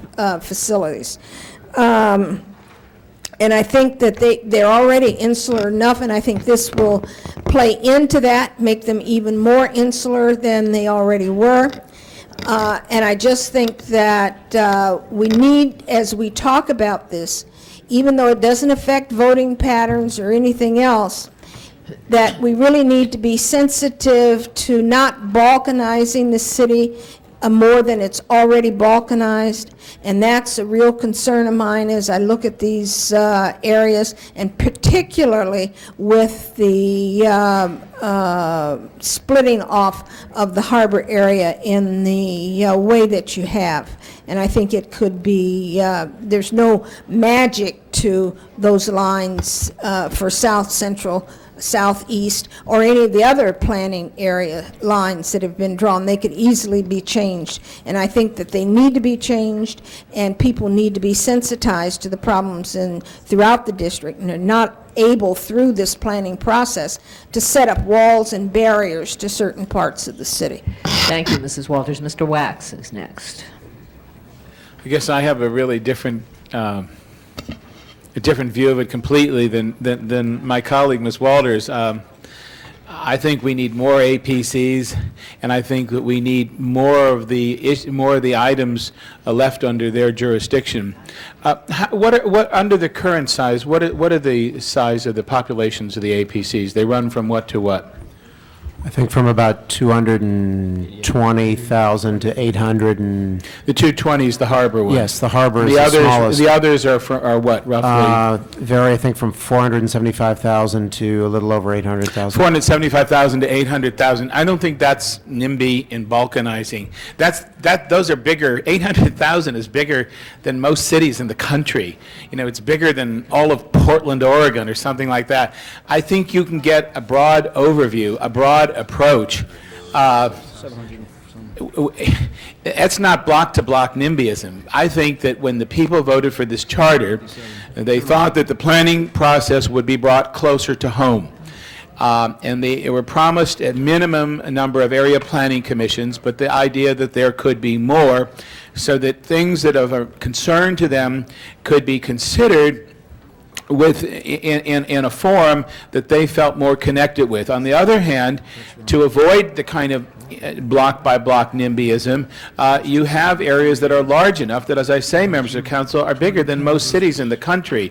So I think that we ought to be giving more authority to these area planning commissions, more jurisdiction over issues of concern to the people who live there. And I think you have a built-in protection against NIMBYism by the fact that they're still big enough to be bigger than most cities are. It's not like you're saying it's an area of 5,000 people or 10,000 people and nothing's going to ever get done. 500,000 people or 800,000 people are a lot of people. And clearly they are capable of taking an overall look in terms of public benefit and yet still be closer to and identify closer with the people who are seeking this kind of reform. So I think I'm going to, by necessity, support what we have today. I think the business community made a very strong pitch. We need to move quickly. We need to move in a way that people know what the rules are, but we've also set in a process that within 18 months we can change them. There are no Solomons among us. There's no exact way to do this. We're working our way through it, and I can go with this for a consensus for the moment, but I will tell you I'm not happy with, and what I'm going to look most carefully at the next 18 months is to bring more things back to the area planning commissions and bring the process closer to the people. That is the fundamental message they sent in charter reform, and since we already have in it built-in safeguards, I don't fear them being allowed to do it. I think if you don't trust them, if you're afraid of area planning commissions, if you're not trustworthy that they can make those decisions, you're really not confident that people really know people are able to govern themselves, and I think that's the fundamental premise upon which we have our government. So I'm for more APCs, more jurisdictions to them, and over the next 18 months we'll be looking at changes in that respect. But I do think we've got to move forward today. I don't think that we can just go forever trying to get the perfect product, because they need to act swiftly and we need some certainty. Mr. Hernandez. Yes, Madam President, members of council. Mr. Wax, please don't take this as an endorsement, but if you do get elected mayor, I think you're going to have a tremendous opportunity, because there's 44 appointments just dealing with planning alone. I assure you I won't mistake it.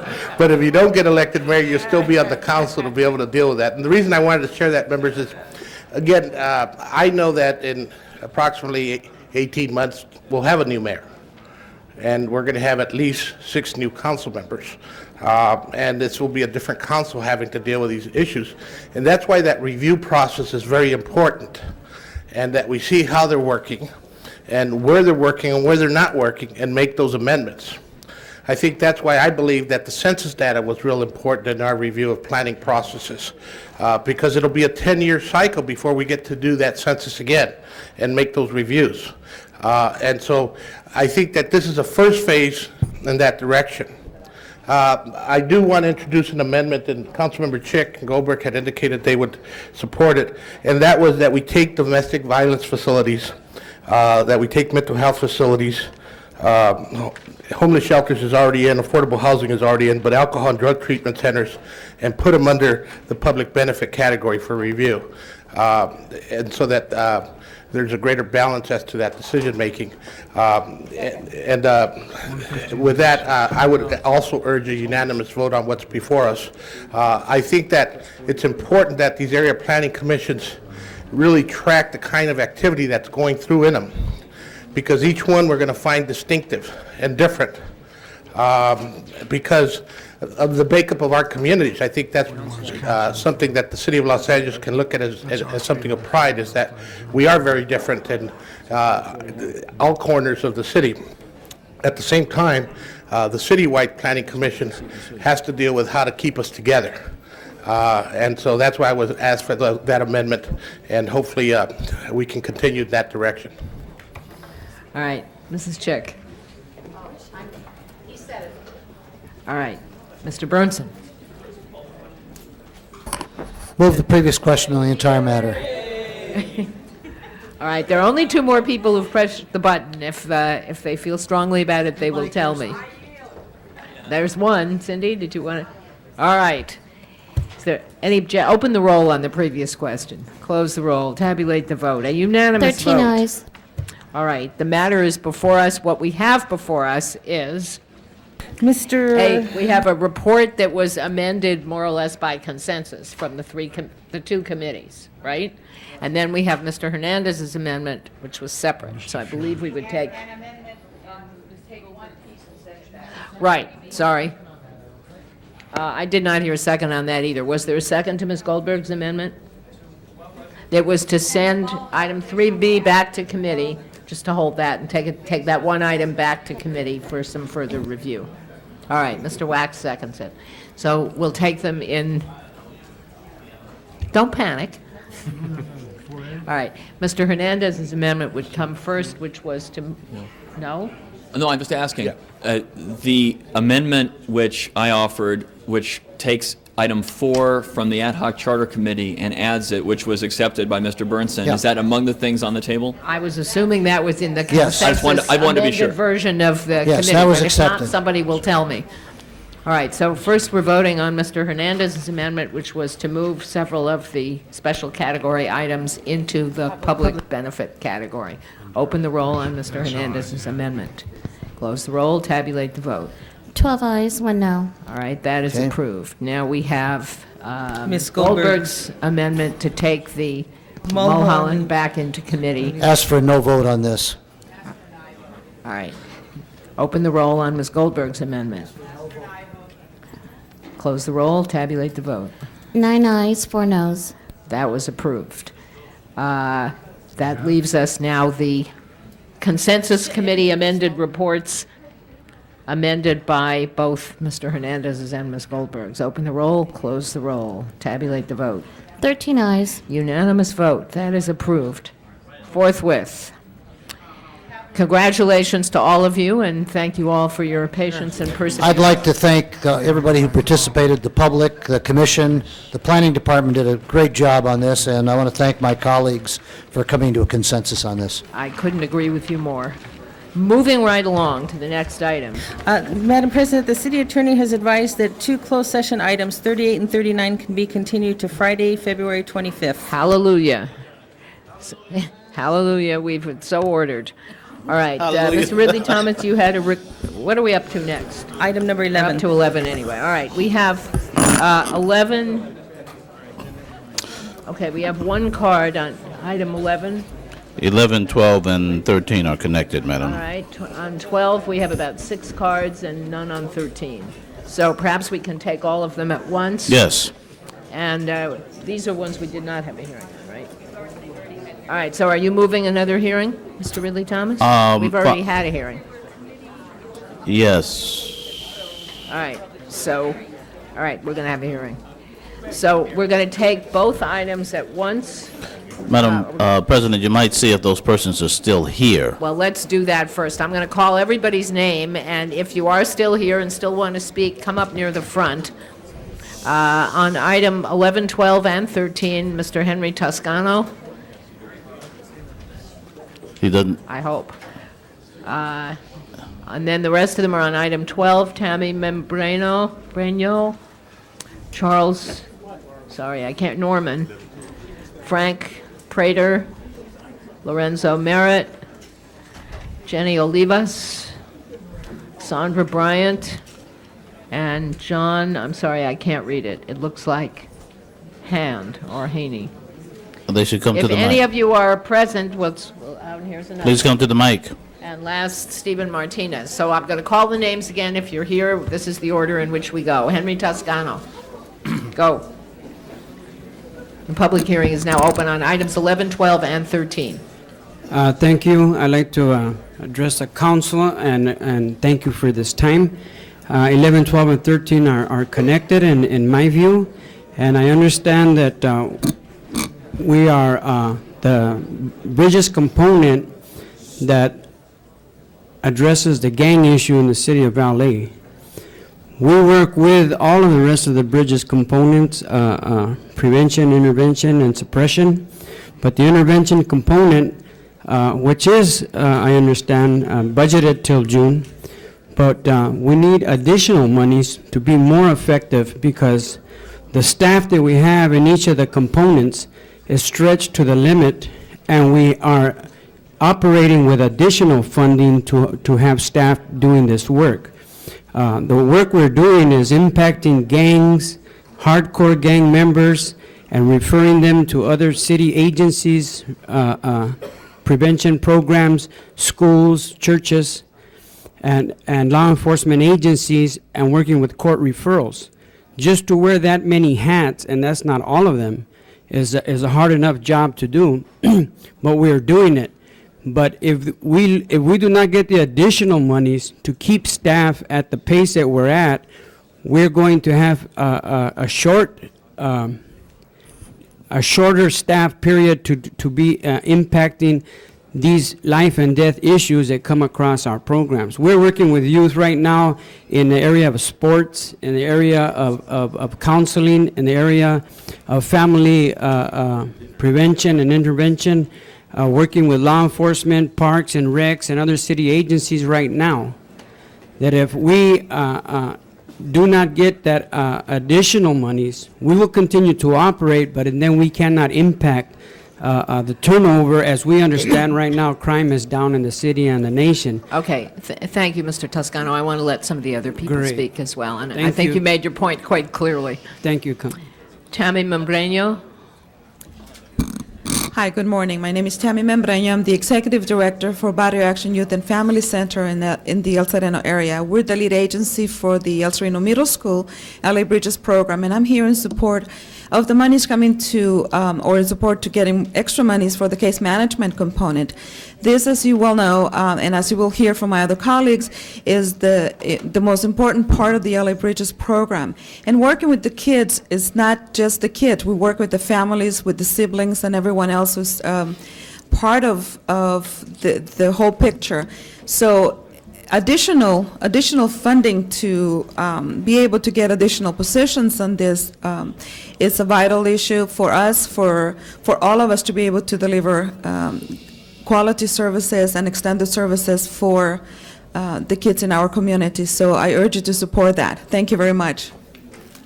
Thank you. Mr. Norman. Thank you very much for this opportunity. I want to be brief. I just want to emphasize the importance of supporting the Bridges 2, the intervention program. There is certainly in most communities no activities that could go on without intervention. And in 1989, we got Chief Darrell Gates and Sheriff Sherman Block to stand up and together and appeal for intervention service, civilian intervention. It's very important. We want to urge urge you to realize how important it is for our youngsters to be able to go to school safely and to come home safely, and to follow up after school. Last night, the city was holding a meeting at Jefferson Middle School, and there was 12 youngsters that wanted to just disrupt it. And our intervention team was out there to 7 o'clock to assure that they could have that meeting and to appeal to those youngsters. A lot of those youngsters just need talking to, need intervening on. Also, I'd just like to share with you that you have a school, a continuation school at St. Michael that could be equal to Cooley High. And our staff has been going in there doing some intervention and helping save some youngsters a lot of attacks and abuse. And please put the dollars there for the intervention. There can be no activities in our community without intervention. Thank you. Thank you, sir. Mr. Prater. Hi, good morning. My name is Frank Prater. I'm the program director for the If you pull the mic up, you'll be a lot more comfortable. for the LA Bridges program. I represent the lead agency, the African American Unity Center, and I'm here requesting council's full approval for additional funding for case managers for the LA Bridges program, because the case manager plays an integral role in helping and assisting not only the at-risk child, but it works with the at-risk parent. It works very closely with the teachers, the staff at Horace Mann Middle School, working with the gang intervention agencies.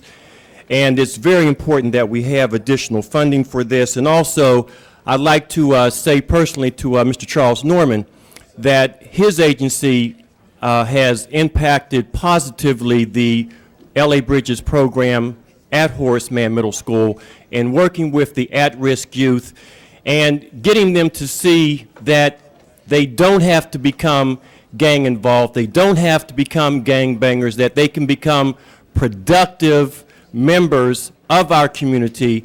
And I really thank him a lot for this, and I'm asking that the full council approve both of these items. Thank you very much. Thank you.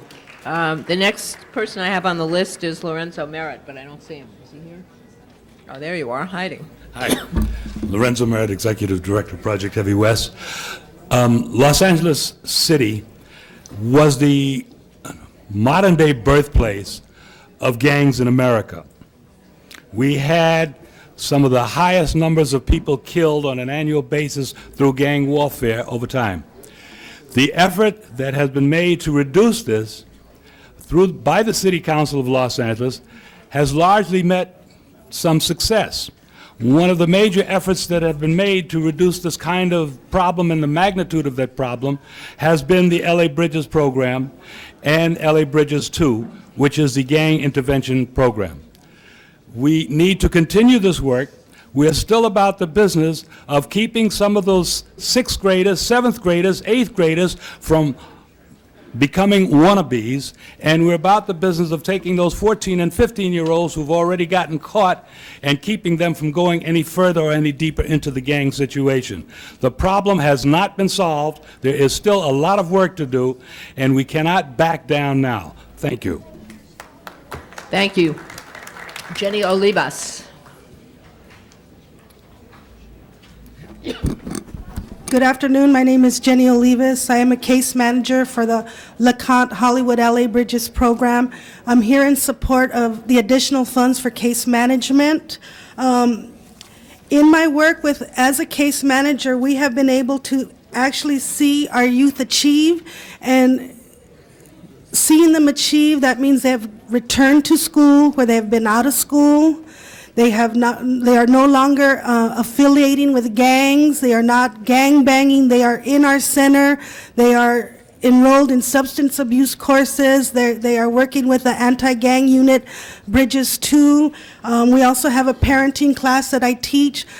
And I currently have a caseload of 25 plus including the families and their siblings. In order to be an effective case manager, we need these funds so we will not burn out. I would like to share some success stories with you. In one of our parenting classes, parent were ordered because there was abuse towards the child.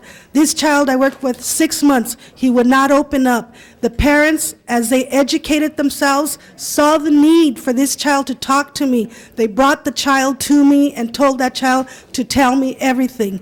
This child is now succeeding in high school.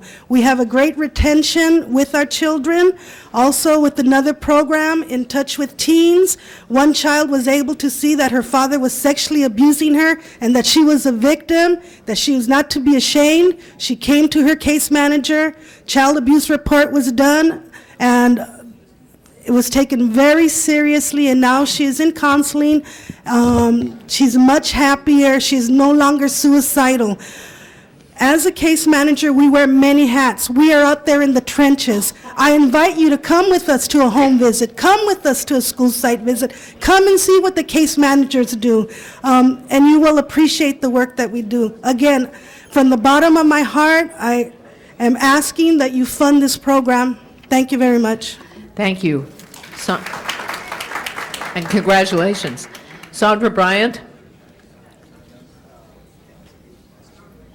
My name is Sandra Bryant. I'm Executive Director of All People's Christian Center, and we are lead agency for the John Adams Middle School L.A. Bridges program. I'd like to thank Madam President and City Council members for the opportunity to stand before you this afternoon and talk about the L.A. Bridges program in support of additional funds for case management services.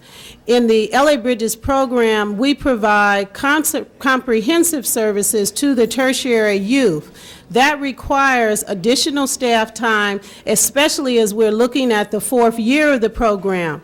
And our particular L.A. Bridges program, 6 of our families, the young people who have graduated from high school, are attending various high schools in the area. That means that our case manager has to not only establish a relationship with the high school in the community, but also 6 other high schools in the community, which requires an additional amount of time, and that's why these monies are needed.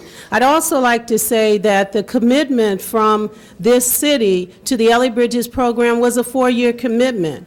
Representing all of the L.A. Bridges programs, we would like that opportunity to continue that commitment that we've made to the youth and the families in this community. It is really important that we not paint the L.A. Bridges program with one broad brush. We all realize that it's a challenging program, and we are only requesting the opportunity to make changes as they arise in the program, but not to dissolve the program because of the fact that some people believe that it's not productive. The impact is really significant, and we thank you for that opportunity. Thank you. I see only one person there. I have 2 people left on the list. First, I have Mr. Handy, not here. All right, Mr. Martinez. Thank you very much. My name's Steve Martinez. I'm the Associate Director of Communities and Schools. You know, our kids out there in the city of LA need our support. They need these resources. The parents need these resources because they know who to call. They need to make sure that they got somebody there to call when their child is having a problem. When there's issues they feel they cannot take care of, they want to know that there's somebody out there that cares for their family, that cares for their kids. And I'm here to let you know that all the people who spoke today, those are caring, loving people who they trust and will tell and will call to deal with the issues that we need to deal every day in them streets. So I urge you please support and vote for these 3 items are in front of you today, because we support them not just for ourselves but for the kids that we represent, the loving kids, those kids that need somebody to look up to, that need mentors, that need role models, and we are part of those role models, and they understand. Many of us have gone through the issues they are facing, and trust and love and know that we can have answers for them and lead them so they don't have to stray to the left side, to the wrong side, but they can stay and do the right things for the families and the parents. Thank you for your time, and I appreciate it, and I urge you to continue the funding for the Bridges program. It is a great program, and many parents see it that way. Thank you very much.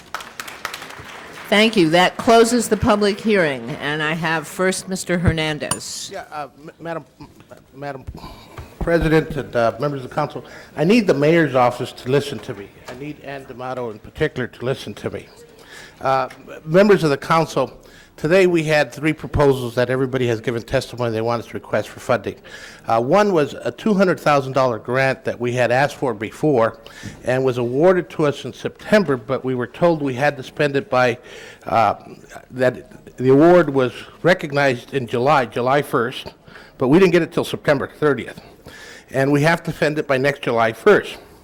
What that $200,000 grant is about is the potential for job developers to work with gang intervention agencies that basically are trying to deal with job placement. So that was previous money that we were notified that we should apply for. Another chunk of money is $500,000 that basically the department was recommending that we use for caseworkers. And again, you heard testimony from caseworkers as to the need of that funding. What we asked the department to do is to submit that application, because the deadline is March 17th, to submit that application, but to allow for the application to give us as much flexibility as to how the money will actually be used.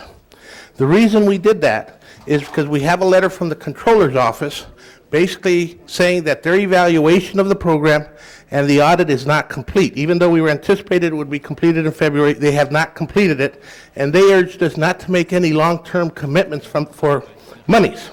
Now, if we don't submit the application March 17th, we lose $500,000 that they've said they will give us anyway. And so to us, we want to submit the application, we want to secure that funding from the Department of Justice, and we want to make sure we have the maximum feasibility we can under Justice's guidelines for how we can use that money.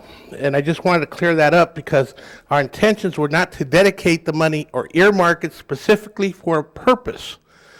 Because we don't have the controller's audit. And then the third item before you is some additional funding that we had that provides some gang intervention funding, about $27,000 per division, 6 divisions, for purposes of gang intervention that will be up June 30th. And so that's a short-term funding source. I just kind of wanted all of us to be on the same page as to what we're doing. So we have some opportunities to enhance our programming because of the Department of Justice grants. That's what we're applying for. At the same time, we're looking forward to the controller's audit and evaluation so that we could look at the overall program and where it is that things have to change, if they have to change. All right, Mrs. Chick. I rise in support of moving forward as our colleague has just described. Well, let me just point out that we need a motion on each of these, so would you like to move? Yes. Okay, I thank would you. move approval. Most of you know the hard work that went into initiating this program, and I'm expecting our other colleague, Mr. Ridley Thomas, who chaired the ad hoc committee, to speak directly to that. But what we had seen citywide was not only a need for this type of program, but a lack of these types of programs. And certainly we all know that if anything, we need more, not less. I was very much dedicated to having an evaluation. It was part of the original program formation that came forward to the City Council to change the way government does its business in allocating public funds for programs such as this, to make sure that we're spending the dollars well, that the programs are accomplishing what we set out to achieve. And I am, of course, interested in seeing the results of that evaluation come forward, although I don't believe it was ever the intent, the original intent, to have our City Controller's Office do the evaluation, but rather to have professionals in the human services delivery, in academics, et cetera, be part of an evaluation. Unfortunately, that's not what has happened in this case. But I'm very pleased that so many people have come forward to speak out in support of the program, and will say that while I had some specific concerns and was very involved in the program in my district, I'm very pleased to say that with the hiring of some very talented staff, that I've watched the agencies that are delivering services in my district under the LA Bridges turn their program around and become extremely successful in exactly what we set out to do, and that was reach out to young people at risk, to involve their families, to involve the community, and to offer them alternatives to the kinds of things that sometimes tempt our young people and lead them into a life of crime. Thank you. Mr. Ridley Thomas. Madam President, members of the council, Bridges continues to do what many of us had hoped it would do. That is to bring uniformity and accountability to the issue of human services, particularly as they relate to youth at risk. Over the years, we have paid close attention to the evolving nature of this program. We are still doing that. And this is the one human services program that I can refer to that has received high praise at the national level and intense monitoring and scrutiny at the local level, as was intended. We make no claims about this being a finished product. We essentially say that it has potential to be a model for other cities if they were to emulate what we are attempting to do. These three items, 11, 12, and 13, essentially move us forward to make good on our commitment to youth who are at risk and their families who wish to see them move to a higher level and more productive life. And so I would appeal to all of you to support these three items.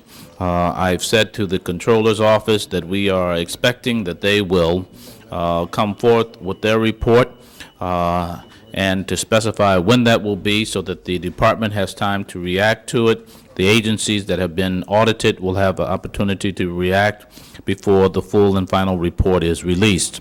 Having said that, there is nothing that will be done today that will prevent the report findings from being implemented, should we deem that appropriate. This essentially says that there's $700,000 waiting for us to put to good use. And I would think prudent policymakers would not choose to blow that, but in fact take advantage of it and make sure that we do what we are supposed to be doing and in a fashion that we can all be proud. I thank you and appeal to you for your unanimous vote. Mr. Fuhr. Pass. Mr. Holden. Question. Oh, there we go. There being no one else who wants to speak, we will deem the previous question to have been approved.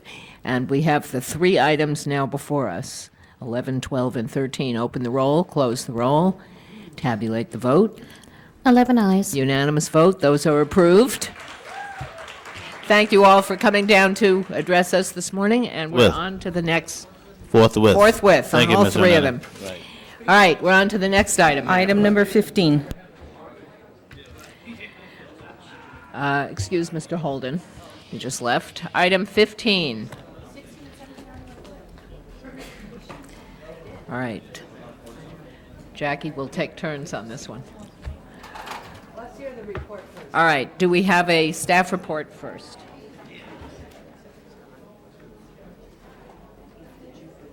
We're going to take 15, 16, and 17 all at... Oh, we did those. Okay. All right. Wasn't that clever of us? Los Angeles World Airports. Before you, you have a lease with Southwest Airlines for Terminal 1 at Los Angeles International Airport. This lease was approved by the Board of Airport Commissioners sometime in July of last year and signed by Southwest Airlines in September of last year. We are now seeking council approval for this lease. Timothy Hogan, Assistant City Attorney. Just, excuse me one second, just so we're clear on this, the leases that were approved in items 16 and 17 are virtually identical to this, They are they identical. not? Okay, thank you. Go ahead. Timothy Hogan, Assistant City Attorney. It's our city attorney's position, along with colleague Fred Merkin, that this lease is enforceable as to all terms, and we'd recommend that the council approve it and go forth with, and the city attorney will follow the committee's recommendation if it is to enforce all terms of the lease. Thank you. We're, of course, glad to hear that. Mr. Merkin, did you want to add anything? Nothing to add. Don't feel compelled. I think they've said it all. Okay. Ms. Goldberg.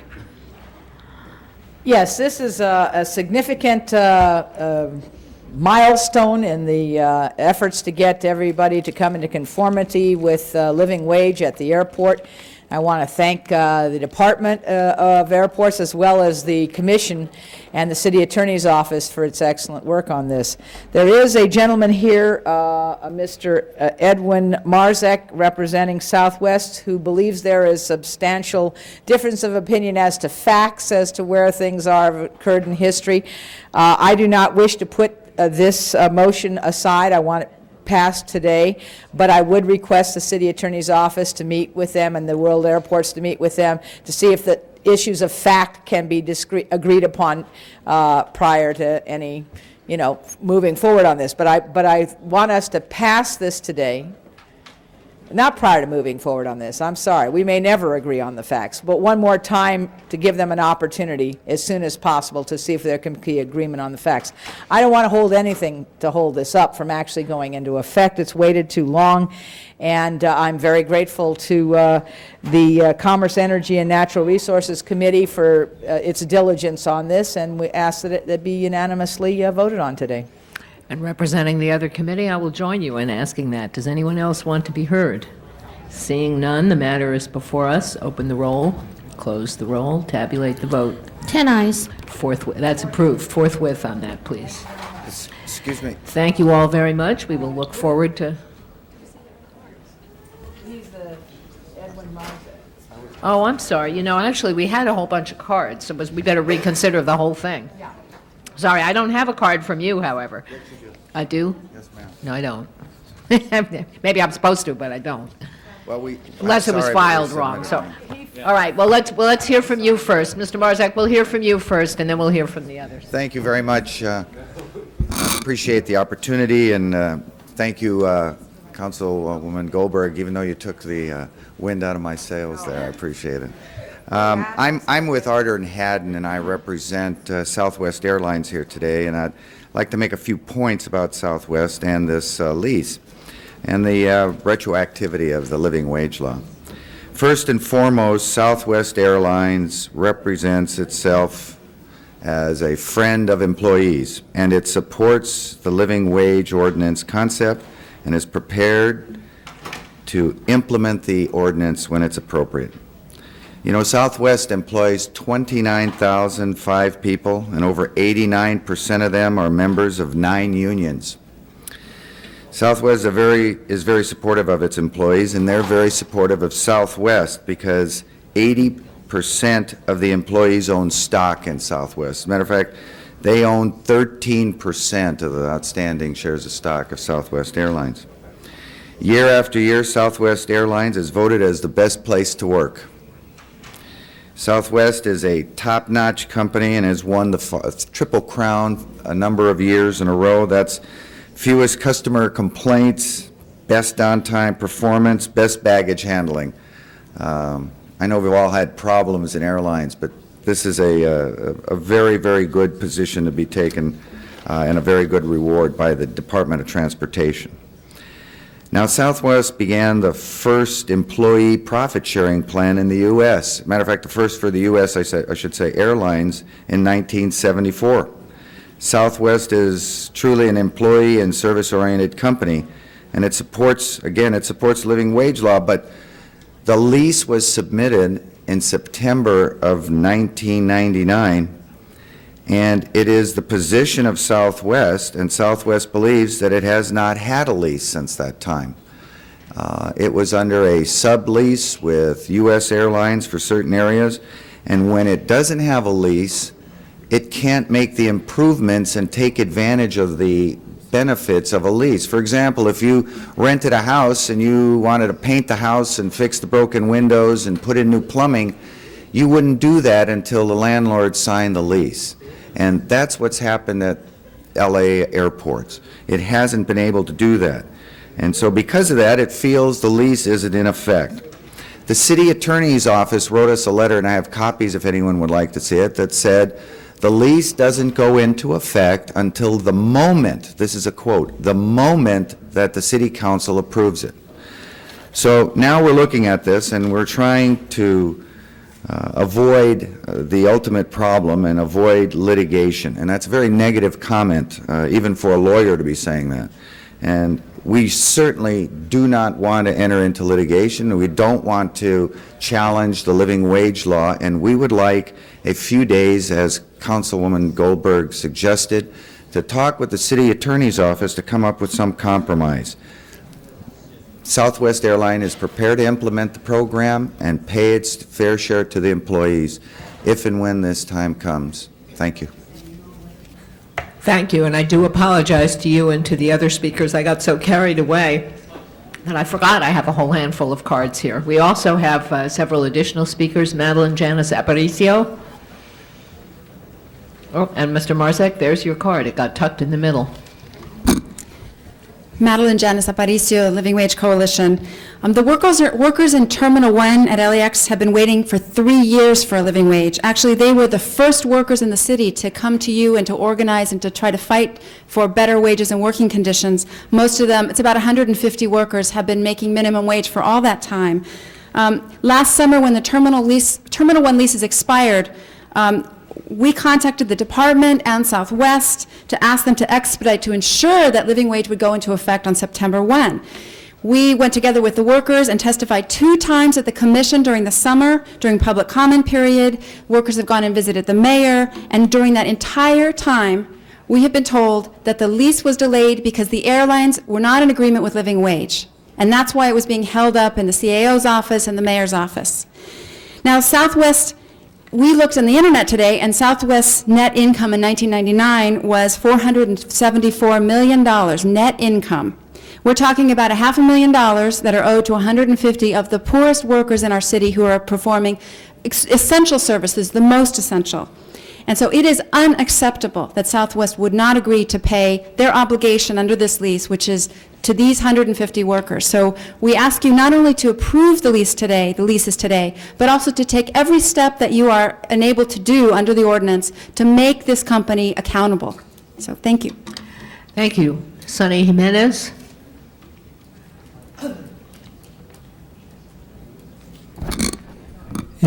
Good morning, Chairman and the members of the City Councils. I'm Sonny Jimenez, representing the Terminal 1 LA airports. We are still fighting for the living wage ordinance mandated by the city, and according to the reports of the earnings last 1999, they make 10% more last year, so a total of 475 millions. So we ask favor for the city councils and the Southwest, and we are hoping this living wage to be given as soon as possible. And this is very impact to our family. Thank you. Juana Zatarain. Good morning, everybody. My name is Juana Zatarain, and I have been working there for more than 5 years as a security at Terminal 1 in LAX. I think and everybody know that Los Angeles Airport is one of the most important in the United States. And when I start to work at Terminal 1, I start to get $4.50 an hour with no benefits. With nothing benefits, only $4.50. When the company lost the contract, came another contract. And I still with $4.50. Now this is the third company. I got only $6 with no benefits. Nothing, only $6. At this moment, believe it or not, I have 2 kids at home sick with no medicine because I don't have money. And I think the airline is very rich, and they can give the money with that we are asking for, the benefits that we needed. At this time, I had been working for this salary, and they don't appreciate our job. At this time, they are cutting hours because they don't want to pay the living wage that we are asking for. They are laying off workers. We are short at a terminal, working with 13 securities.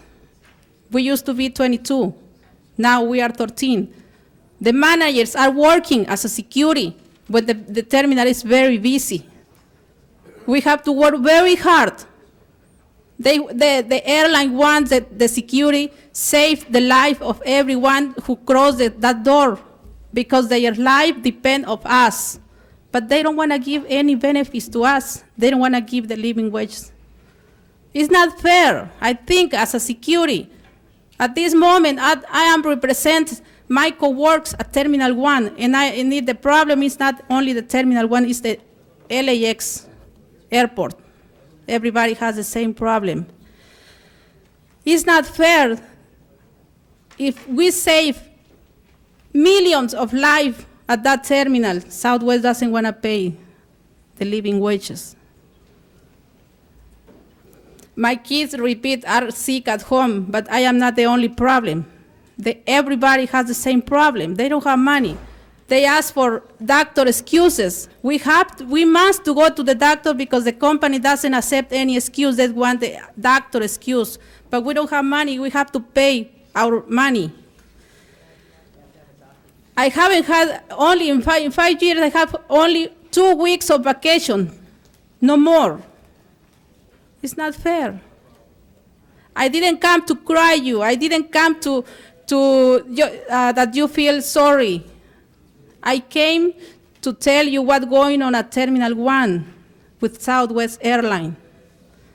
I came to tell you that airline doesn't appreciate our job. We need you to do something, please.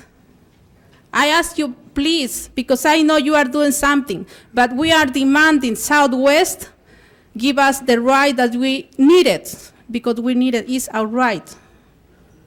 We are not slaves. We do our job, and I think if we do it. If we make mistake, everybody make mistake. Everybody has to accept the mistake, and we accept our mistakes because we are not perfect. We are human, as everybody. And I hope Southwest do the right way to pay us the living wages. We are fighting for the living wages. We are fighting also for the union. The manager of our company is intimidate the employers. Yesterday he went to the break room and he closed the door. The union representative was there, and he sent him out, closed the door, and tell every employer that he was a liar. It's not true what he was saying to the employers. Don't believe him. He tried to intimidate them. But I told them, he's right and I'm right, because we are fighting for our rights. In one occasion, 2-3 weeks ago, we have a protest outside, and the manager went outside to take a picture to the employers, close to them, to see exactly what employee was it. So that I think it's not right. Thank you very much. I appreciate your time for me. Thank you. Thank you for coming. All right, the matter is once again before us. Let's just, before I call on you again, Jackie, let's just have Mr. Merkin repeat for us what he told us in our joint committee hearing when we asked if you believed, and I believe that the other attorney mentioned earlier, that you do believe that this lease is enforceable as a contract between the city and between the Department of Airports and the airline. That's correct. We do believe that. Okay. Ms. Goldberg. Okay, I just want to make a couple of points. One is that we are requiring retroactivity to September 1st. Again, this is similar to yes. the other two leases Right, that right. I just want to get it on the record. That from the point of view of the Department of Airports and the City Attorney's Office, that's an appropriate requirement. that's implicit. The contract, the lease actually begins September 1st, and that's... all its terms And all begin its terms, September that's right. 1st. And I just want to thank the workers for coming down and spending the time and waiting all this time and telling us about the situation. I think that all of us are inspired by their efforts they were amongst the people who first brought to our attention when we first went into living wage what the conditions were. It was this particular group of employees that played a very key role, and I want to thank you for doing that. I do want to clear up one slight misunderstanding. The first speaker said that I wanted to delay this. I don't wish to delay this. In fact, I want the 45 days to begin at its earliest possible moment. I did want to get and did request that the city attorney's office meet with you to discuss the issues that you say are issues of fact that are still outstanding. But they are not to delay one to do the other. They're in addition to getting this out of here to go forward immediately, to begin the 45 days.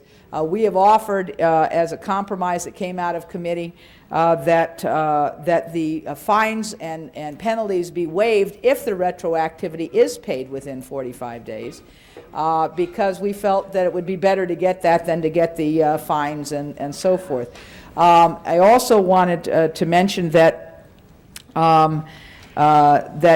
Southwest did not come to the hearing, and I think we might have had some discussion about some of the things that they want to discuss now had they been present at that, but that was a decision that they made, not required for them to be there, but they were not in fact there. So I would urge that we take the same action we took a minute ago, which is to unanimously send this contract forward. All right. Mr. Hernandez. And, again, I will support Ms. Goldberg's motion, and I just want to ask a question, Mr. Mercer. Merkins, but I... You want Mertag or Merkin? No, Mr. Merkins. Okay. What I want to make sure is, again, what the representative of Southwest has shared with me is that they don't have a problem paying the living wage. And apparently, they're saying there's a subcontractor who hires these folks. No, the controversy, Mike, is whether Southwest has objected to paying the living wage starting September 1st. Right. So what we're arguing about is not the living wage, I believe. They were quite clear about that, but about when it starts. Right, and I understand that part. I'm just asking the question because I want to make sure the employees are getting paid the money. That's why excuse me for interrupting you, but that was why in the joint committee, we agreed, and it's in the report that's before us today, that the penalties that exist under the living wage law, which theoretically we could demand, we would not demand, because those wouldn't go to the employees anyway, those would go to the city. But we wanted to make sure that the employees would get paid as of September 1st. Well, I guess the question I'm asking, are these direct employees of Southwest? No. But the lease requirement will require that they get paid the living wage? Applies to subcontractors as well as to Southwest. That's what I want to make sure. Okay? Are we all clear? Does anyone else wish to say anything? The public hearing is closed, by the way, if I didn't say that. All right, the matter is once again before us.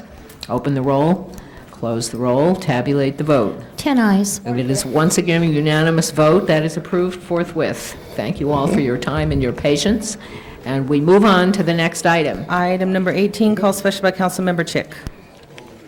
All right, Mrs. Chick.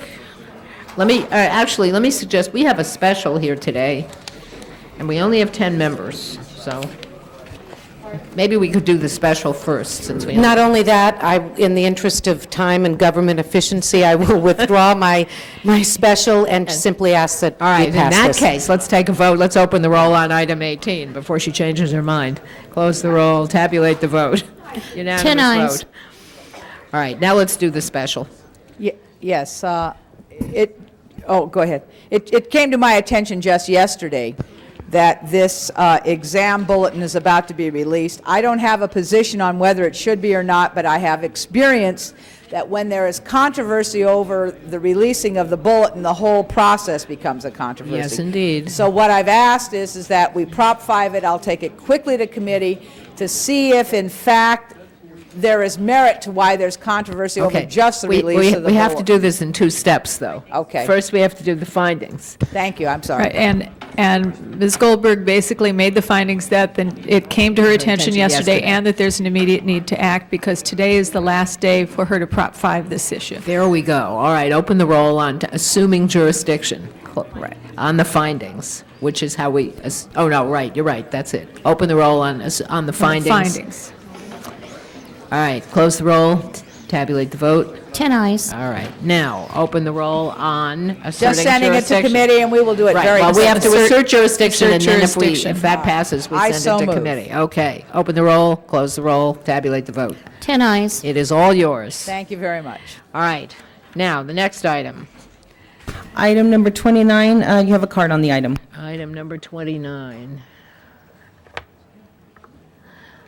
They still here, Madeline. We have a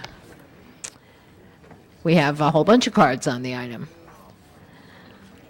All right, so we're having another public hearing on item 29, Madeline Janice Aparicio, followed by Patricia Mosley, Gerardo Lozano, Maria Elena Dorato, and Richard Robinson. Madeline Janice Aparicio. We're here today with this supplemental agreement with this, on the Staples Center, even though it's opened and operating for many months, because we weren't careful. And when the city did the original agreement with Staples, they put in language that was vague, unfortunately. And the language was written originally by Staples attorneys, which I think should be a lesson to us all. It said living wage applies, comma, if applicable, and the money went through the CRA, so it wasn't clear whether it was. So to their credit, Staples has engaged in serious negotiations and has agreed to this supplemental agreement, which we believe is solid. It allows the city to hold Staples accountable for the application of living wage and worker retention, and we're talking about 1,800 employees who should be receiving the benefits of the living wage ordinance. Now, we do believe that there are some violations, for example, with Ogden and some other companies, but now the city, under this agreement, will be empowered to go in and enforce and find out exactly what's happening, and the workers will have a recourse if there's retaliation or violations. So we look forward to moving on with this and actually being able to ensure that these workers get the benefits that they're entitled to. Now, everybody who's signed up here has signed up in favor of this. Do you all want to talk? Yes. Okay. Patricia Mosley is next.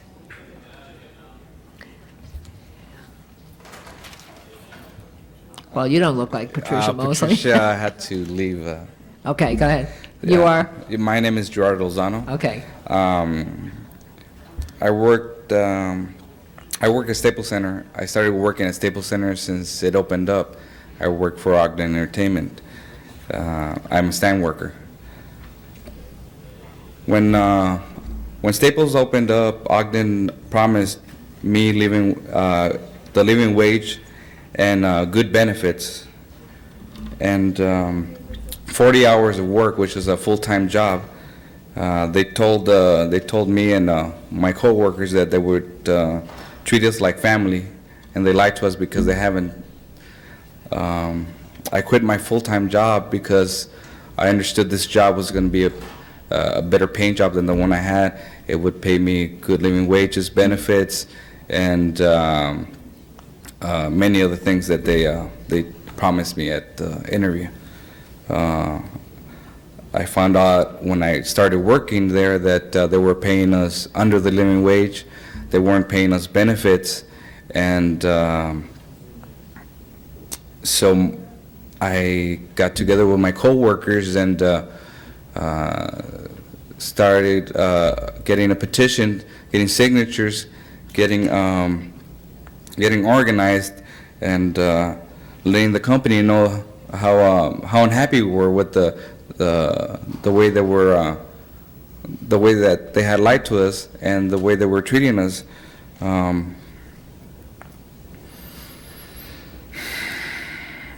After many delegations and demonstrations, they about 2 weeks ago, they just started paying the living wages, but that's because we had to push them, myself and the rest of the co-workers, and because we got organized, because we feel that it's very unfair the way they're treating us, and after this whole thing was settled,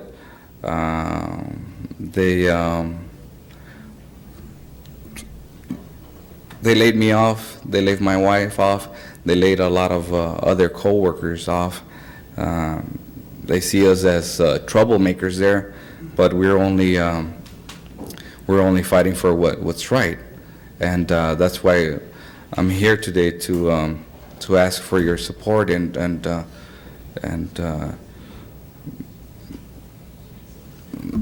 just for your support and then you know what's going on and that we feel that it's very unfair for the company to go and promise things that they're not gonna comply with.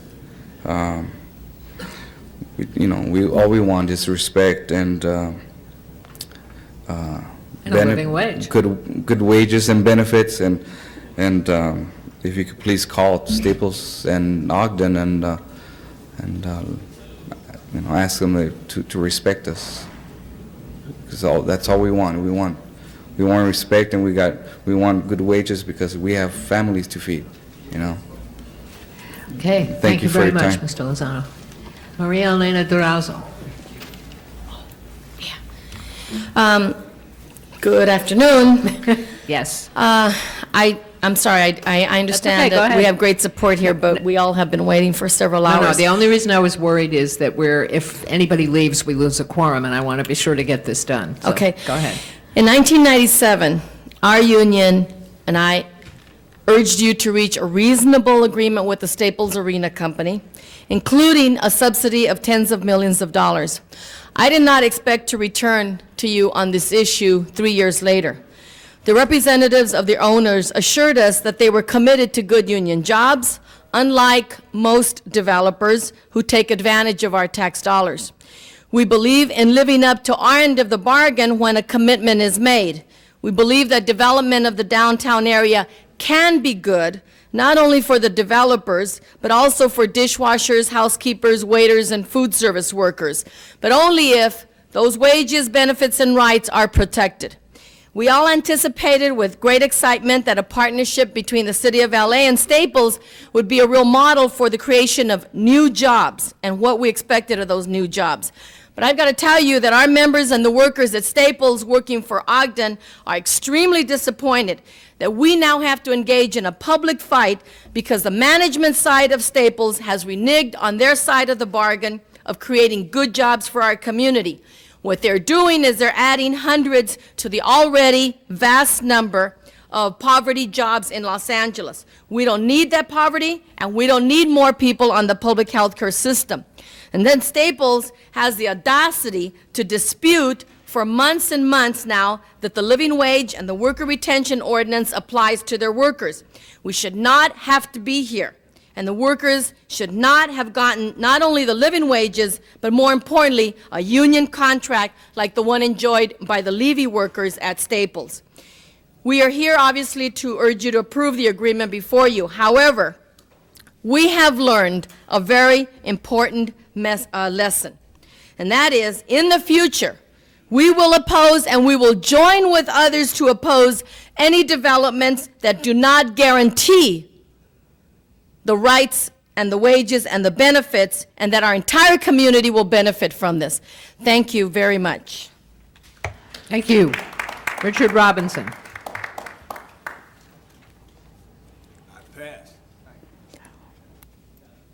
The public hearing is closed, and the item is before us. Any council members wishing to speak? Seeing none, thank you. Seeing none, open the roll, close the roll, tabulate the vote. 10 ayes. Unanimous vote forthwith. Next item. Item number 30, called special by Councilmember Burnson. Mr. Burnson has left. We do have 2 cards. And as we've not had a hearing, we will now have a hearing on item 30. First is Lee Cannon Albert, if you're still here. Yes. And to be followed by Madeline Janice Aparicio. Good afternoon. Thank you for taking this matter as a special. I'm Lee Alpert. I happen to be president of the Neighborhood Commission the Commission on Neighborhood Councils, and I'm pleased to work with our general manager, who is also here, who will have some comments. First, I'd like to thank the council and the committee for approving the hires that we have had before you for some time. We think that they will add greatly to our department and are the people with the type of background that we think will be significant. The second item on the agenda, of which I do have some concern, is an agenda item that requests or requires us to establish, us meaning the department, to establish an advisory group to advise the department. Our concerns with your doing that, requesting that, or requiring that at this time are several-fold. First, we perceive the role of our commission to be to advise the department as to all issues. We are accountable to you, the City Council, and to the Mayor's Office, and to the people of the City of LA, and we take that very seriously. We have had, to my knowledge, as President of the Commission, no complaints from the council members or from the community or from the Mayor's Office as to the job that we are doing as a commission or as a department. We are candidly working our tails off to get this thing done in a timely fashion. Next, we are trying to be inclusive and not exclusive. And it's my feeling and the feeling by some of us, I believe, that by having an advisory board that is appointed, a small advisory board of 5 or 6 members, that we are being exclusive. We look to the whole city to be our advisory board. We have web pages coming up. We communicate with everyone in the City of LA that will communicate with us, and we are attempting and are reaching out through our hires to everyone in this community, both those who are in organizations already and, most importantly, those who are not in organizations. We are in constant contact with anyone who will speak to us or hear us. Next, if you take a look at our hires, I think you'll see they're a diverse group of individuals that are very representative of this city. We've just hired outreach organizers to work with us. We're having our workshops coming up, 1 a week for the next several months. We have a facilitator and new staff, and we'd like to be able to run with that. Additionally, we have a limited time and a limited budget. We do not have sufficient staff to be able to work with as many people as we necessarily would like in a formal capacity, and we are trying to do our best to accomplish everything that needs to be done. The other issue that is of concern to me is what 5 or 6 do we select as an advisory council? Do we select 5 that are recommended by one council member, 5 or 6 by another? Who do we offend, as was the criticism of our commission when it was appointed? And we have talked about that very candidly. We don't really, we want to be able to work with this, to have you give us an opportunity to oversee our department and to get the job accomplished. If we're not doing our job, then we understand that the city does have the appropriate oversight of us and will tell us so. Give us an opportunity. Give us an opportunity to present to you a plan which the City Council will have and which the City Council will review. We think we're doing it, and we're asking you to give us the opportunity and the time. If we're wrong, if we're not doing what needs to be done, then you will, I'm sure, take us to task for that. But I think it is premature with the meetings coming up now, with the groups that we've just hired, to require of the department that they need to have another advisory council or advisory group in addition to our city, to our commission rather. And so I'd ask that that the City Council, not with respect to that particular item, pass that item, but that they either defer it or determine that at this time it is not necessary to have an advisory group to our department and to our commission. Thank you very much. Thank you. Madeline Janice Aparicio. My name is Madeline Janice Aparicio, and I'm proud to call myself a community organizer. And this actually does mean quite a lot in this city, in this world. As you know, I have been involved in bringing thousands of people over the years down to City Hall, and in particular low-income people, disenfranchised people. And being a community organizer is actually somewhat of an art and a science, teaching people how to stand up and be willing to take risks and be willing to come down here and tell you what's important and get involved. And I think that one of the things that we have said all along since the charter was passed and the Department of Neighborhoods was set up, in fact, Councilman Wax set up an early meeting of more experienced community organizers in this city, is that the department would greatly benefit from the experience of organizers who have worked for years and years in bringing people together and developing people as leaders. And so we strongly support the Goldberg motion and frankly don't see what the problem is or what people are afraid of. We can only benefit in the city from having people who have organizing experience, are proud to call themselves organizers, giving advice and support and input to a very difficult and complicated process. Thank you. That closes the public hearing, and the item is now before us. Ms. Goldberg. One more. Oh, hold on, hold on. We have one more who wishes to be heard. All right, Mr. Weinberger. Sorry, Ms. Goldberg. Sorry. Thank you, Madam President. I'll be very brief. Members of the City Council, I just want to reiterate what our President of our Commission, Mr. Alpert, said. I'm also on the Board of Neighborhood Commissioners.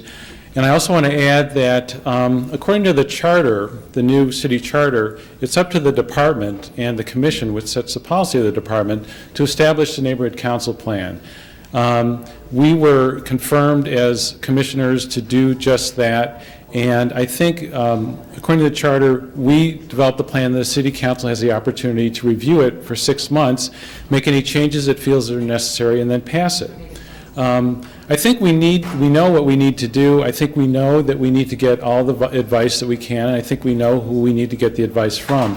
And I don't think it's appropriate under the current charter to impose upon the department at this time any kind of procedure for us to do our job. This is in addition to the reasons that Mr. Alpert said that this proposal is not appropriate. So again, at this point, we would ask that, or I would ask that this matter either be deferred or submitted to committee and not passed at this time. Thank you. Thank you. Once again, the public hearing is now closed. Ms. Goldberg. I have to admit, colleagues, I'm at a loss for the level and amount of resistance to the idea that a commission trying to set up a process for providing opportunity for the widest possible number of people to become involved would find it so odious to talk to people on a regular basis who do for a living community organizing.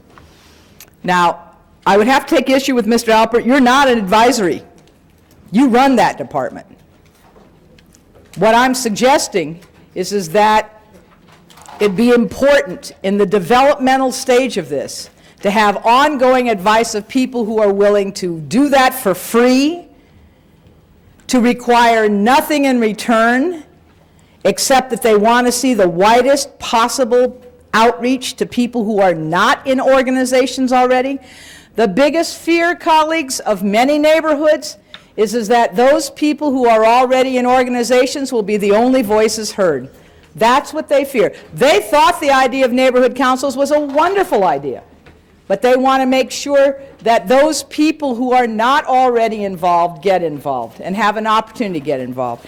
Now, I would say that at one time I was a community organizer, but I'm not anymore.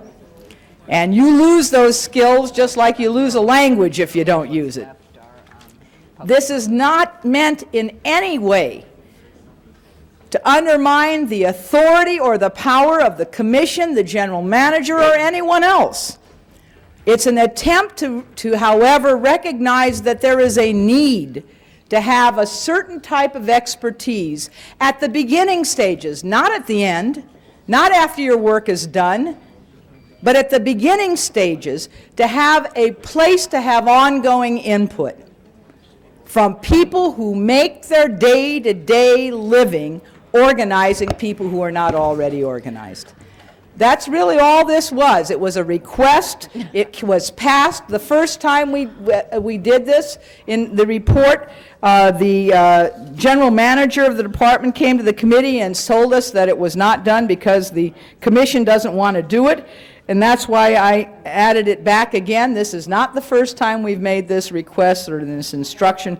That we are not overstepping our bounds. We are not telling you who to pick. I don't care who you pick, as long as they are people who do this for a living on a regular basis and have some recognition in the city as being people who are community organizers. If you want a list from me, I'll give it to you. If you don't want a list from me, I won't give it to you.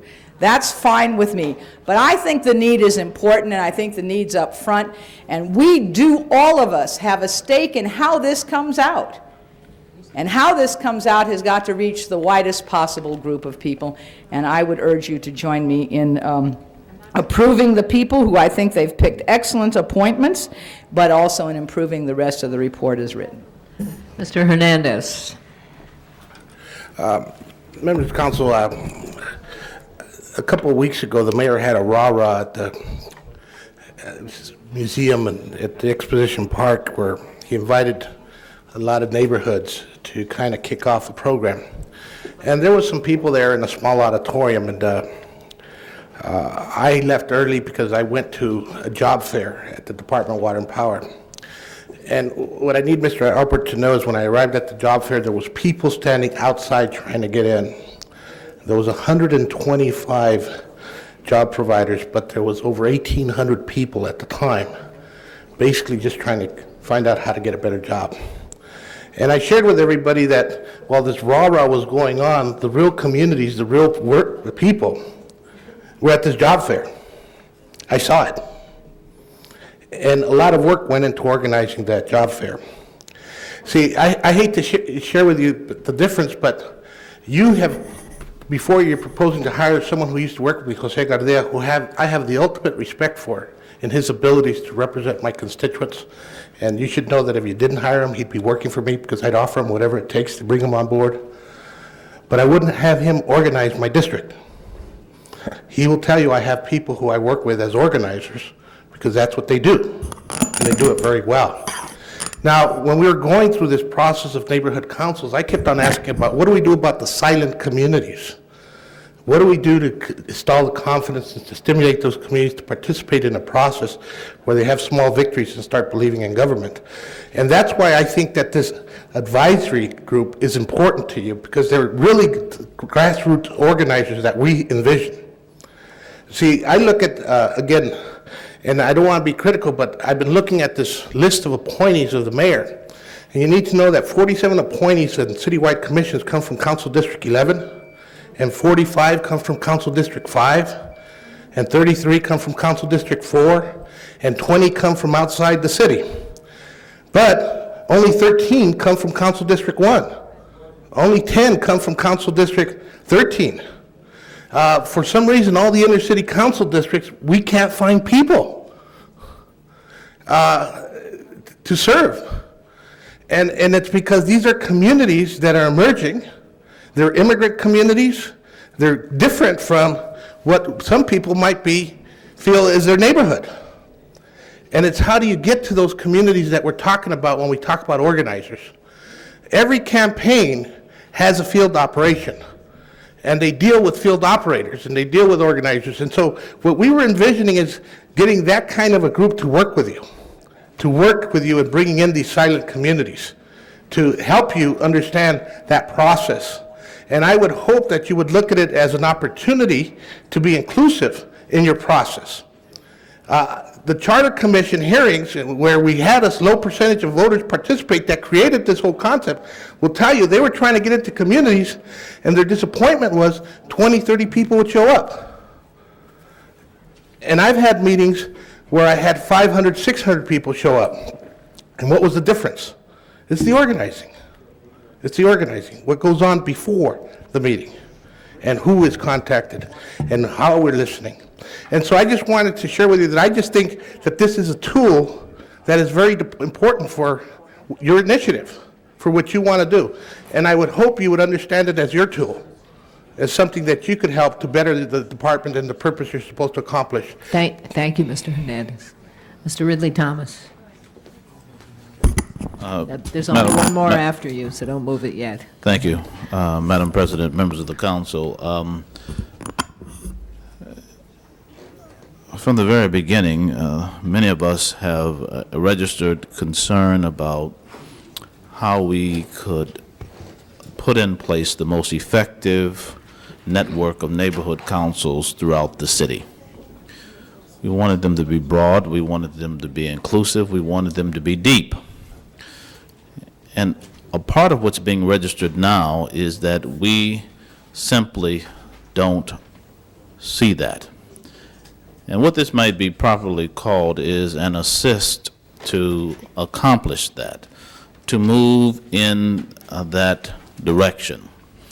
The investment that a number of us have made in the idea of neighborhood councils is one where we envisioned those who have extensive experience in community organizing broadly defined. And what's startling to some extent is the rather conspicuous absence of that input, that presence in the current configuration of the board. And to some extent, you might say the same is the case with respect to the staff, noting that recent hires have been made or proposed for approval today. And so I think we should come to grips with the fact that we can work together to make neighborhood councils effective, or we can ignore the input of those persons who can contribute to deepening and broadening participation at a neighborhood level. This matter before us seeks to simply cause that input to be taken seriously. And I don't know how it is that commissioners can step up and in the space of a matter of months become so damn territorial about moving an agenda forward that was in place before they even showed up on the scene. It's just startling to me. And I really wonder why we have to tolerate this behavior and why we can't respect each other enough to work inclusively and or collaboratively. It is a matter of public record that there is a conspicuous absence of representation on this Board of Neighborhood Councils that geographic in scope, and I've said it over and over again, I think it's inexcusable that there's such a conspicuous absence of presence from CD 9, CD 10, CD 6, CD 8, the core of literally hundreds of thousands of people unrepresented on this body, in addition to the fact that the persons who bring as breadth and depth the professional experience of organizing being excluded practically on a wholesale basis. We can't accomplish the level of participatory democracy absent their involvement. It's not exclusive, but it seems to me they should at least be involved and their input should be taken seriously. So I would hope that we can embrace this in a spirit of cooperation. Mr. Padilla. Thank you, Madam President. There seems to be a continuation of a discussion that took place a couple of weeks after both Councilmember Pacheco and I first arrived on the council, when we were first establishing the department, when we were first setting out the basic structure with the department and charging them over the next year, year and a half, the plan that they were going to put together on how to create neighborhood councils. And we went back and forth on that. And I step back once in a while and I look at it from the perspective of 9 out of the 10 people in the city who may not know city government like the back of their hand, who may not know politics very well, and I look at what have we done in terms of neighborhood councils to this point. We've established a commission, and that was very good. We hired some top-level staff, and that was very good. They're in the beginning the process of hiring project coordinators, people to work out in the field and facilitate the neighborhood councils, not only in the creation, but in the work that the neighborhood councils will undertake. And if I'm a person living in the city of Los Angeles, I may or may not care about what's going on in government. That's just the reality. But if I reach a point that I do want to engage, I do wish to become part of the process and part of the discussion, who do I go to? Do I go to the project coordinator, maybe somebody working in the field office? If it's something very important, do I go straight to the top and talk to the general manager? Or maybe I take my issue all the way to the commission. And now we're trying to introduce yet another entity, an advisory group of community organizers. And I think at the core, we all agree what the concept of a community organizer is, but if you asked all of us to write down what the definition of a community organizer is, you'll get 15 different definitions around this horseshoe. Now, I will vote for this item because I think I do put value into sharing additional perspectives, sharing additional points of view. But I want to say this: no matter how much we legislate, no matter how many policy decisions we make, the future and the success of neighborhood councils, the effectiveness of our city and the confidence people have in their government, and whether or not this city stays together is not going to be determined by whatever pieces of paper crosses our desk. It's going to be determined by the good faith, by the sincerity, and the heart of the people involved in the process at all levels, whether it's an official community organizer task force, whether it's the people on the commission, whether it's people who are hired as staff. We're not going to be able to hire everybody. We're not going to be able to hire every perspective out there. But we, at some point, are going to have to put our faith and our trust on the people that, through a democratic process, have been chosen, have been hired, appointed, or otherwise, to take into account the different perspectives, work with various communities. Councilmember Hernandez, I have stories to share about my district as well. Councilmember Wax will testify that at a Public Works Committee meeting we had just a couple of weeks ago, we had over 300 people tearing down the doors to get into the auditorium. That didn't happen in the past, but through our staff and the organizing that took place before, it did happen. So just another example of when we put our egos aside and can really work together, the community will respond. Thank you. Thank you. Anybody else? All right, we have before us the communication from the Chair of the Personnel Committee, which I assume you are turning into a motion. Do I have a second? I hear a couple of them out there. All right, the item is before us then. Open the roll, close the roll, tabulate the vote. 9 ayes, 1 no. That is approved. Oh, I'm sorry, it needs... Oh, that needs, I'm advised that needs 10 votes because it's a personnel item. So in that case, does it just trail over till tomorrow, or is it not approved? No, because you don't have enough votes on the other side to disapprove it, so it would trail. So it trails. It stays All on the right, calendar. All right, that's what I wanted to know. Thank you. All right. So, Majority. well, you guys can go argue that out while we go on to the next item, but Yes. it does hold up the appointments. Well, until Friday.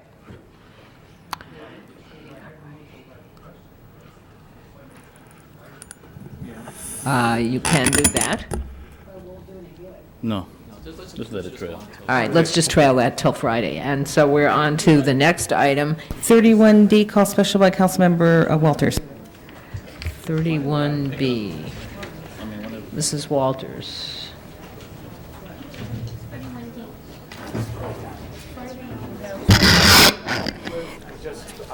Okay. I'm sorry. Friday what? All right, Friday, we're going to have only 10 members as well, ladies and gentlemen. Okay, I'm sorry, Mrs. Walters, go ahead. No problem, no problem. Thank you, Madam President. Could you push the... On 31D, this is for the Academy Awards presentation. Yesterday it was the Grammys, today it's Academy Awards, and today it does have the actual amount of money, $47,000, that we're going to waive fees for this organization, for a group of wealthy people to come together, displaying their wealth, to pat each other on the back, and to party. And we, the city, are going to pick up the tab. I can think of a lot of places that $47,000 would do a lot better. Some of the people from the community-based organizations who were here today would love to have $47,000. They could do a lot of work in the community for that. So over the space of 2 days, council members, we will perhaps have waived fees in excess of $100,000 that we don't have to give to people that don't need it. We need to be certain that when we dole out money, that it is to people who need it, to groups who accomplish some better good for the community. And I know that the movies and the music industry are hometown industries, but they don't need our support on waiving fees to this extent. And I would urge a no vote. All right, thank you. Anybody else? All right, item 31D, I think I called it B before, but it's D, is before us. Open the roll, close the roll, tabulate the vote. 9 ayes, 1 no. All right, that is approved. Next item. Item number 40, called special by Councilmember Walters. Item number 40, that's on a different page of the agenda. All right, item number 40, this is the one that we were trailing from yesterday, and I believe Mrs. Walters had asked for a report on the amount of money involved with respect to the Grammys, which is today identified. If their staff is not here to respond, we can take it over to Friday. All right, we'll just continue that until Friday. The agenda today does, it's on the agenda, on the continuation agenda, if that helps you. $47,250.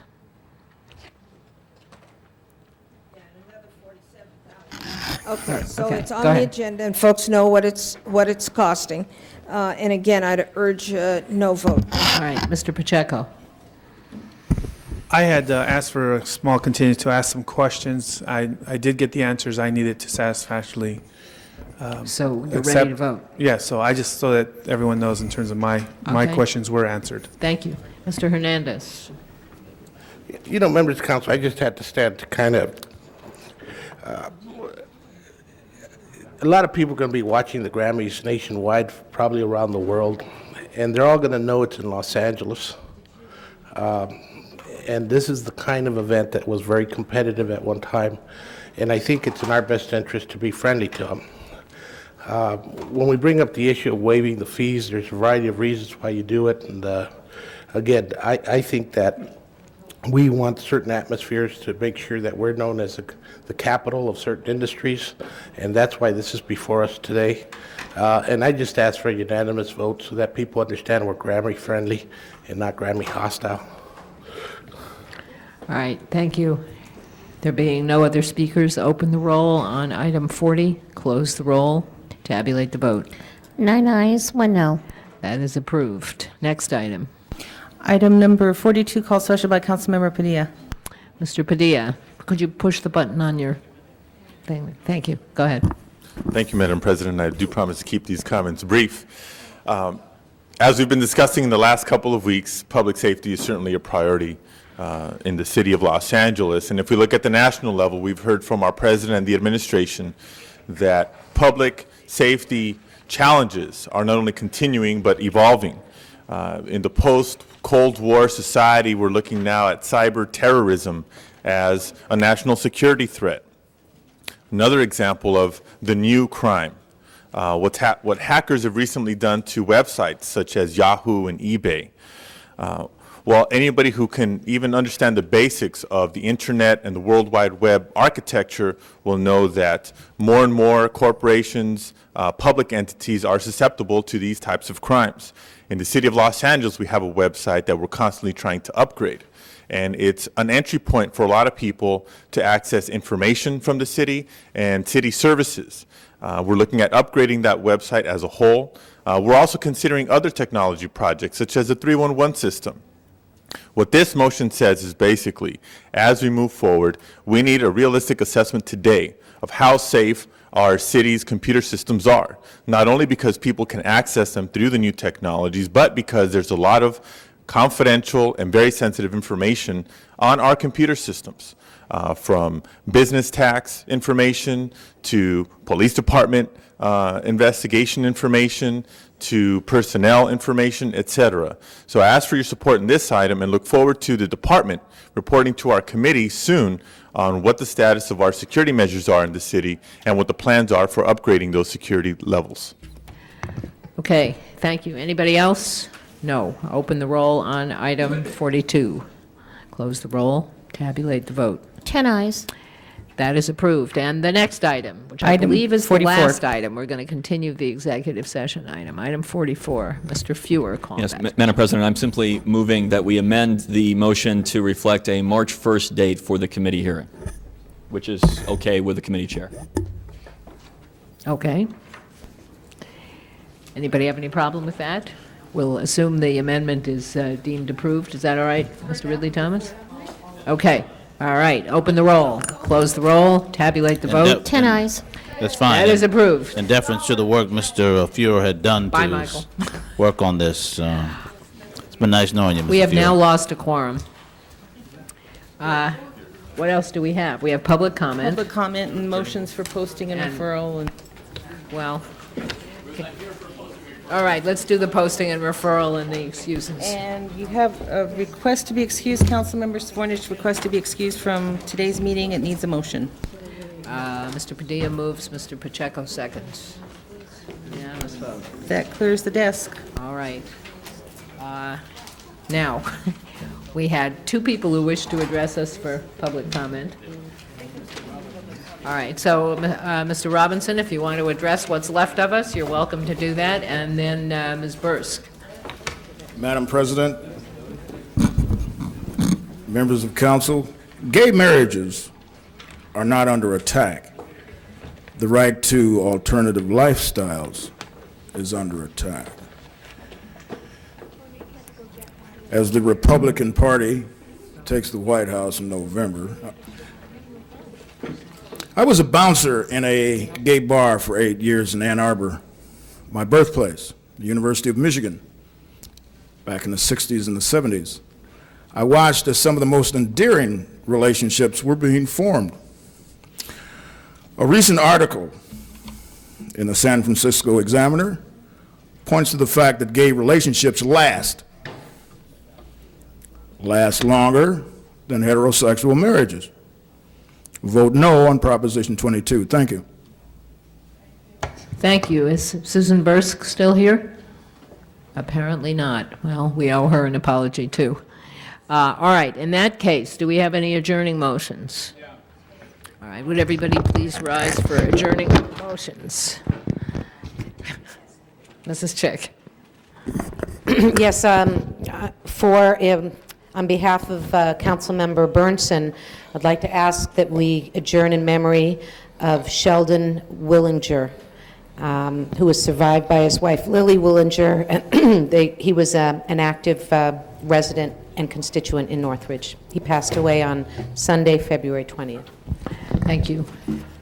Mr. Hernandez? Yes, Madam President, members of council, I ask that we adjourn in the name of Albert Ventacourt Sr. He passed away on Sunday, February 20th. He's a 25-year resident of Lincoln Heights. He was also the brother-in-law of Father Lou Santillan, John Santillan, as well as community activist Lou Santillan.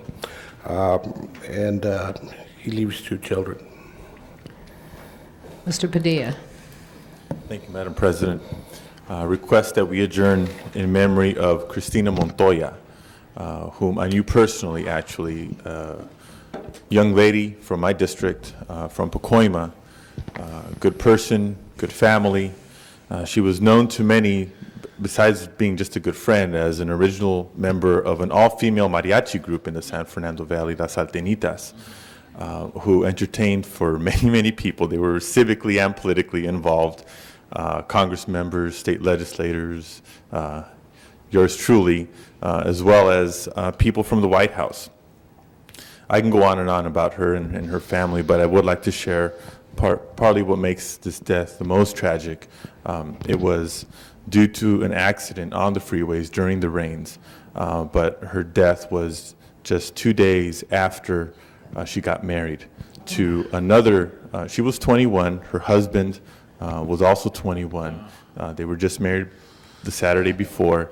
They were both members of different mariachi groups scheduled to perform this upcoming Sunday at San Fernando High School, and the mariachi groups may very well go forward with those performances, but she will certainly be missed and the community feels it. Mr. Wax? Yes, I'd like the council to adjourn in memory of a friend of mine, Gay Johnson, who died after a very valiant battle with cancer, and she leaves her life partner, Marie Wright, and I'll give the clerk the pertinent information. Mr. Ridley Thomas? Madam President, members of the council, I'd ask that we adjourn in memory of Marie Collins, the mother of both Annis and Keith Collins, who are longtime residents of the city of Los Angeles, and she leaves with her quite a legacy, with us quite a legacy of care, of love, of hope, of inspiration by her own personal life and witness, and she will be greatly missed by her loved ones who constitute a host of friends and family. Mrs. Walters? Thank you, Madam President. I didn't hear all that Mr. Hernandez said, but if the gentleman in which you asked the council to be adjourned in is the father, or the parent of Father Juan Santillan, I'd like to be the seconder on that. He was a brother-in-law? Brother-in-law, Brother-in-law. fine. I'd also like I'd like to be a seconder on that. Why don't we do all members on that? Yeah. All right, call the roll.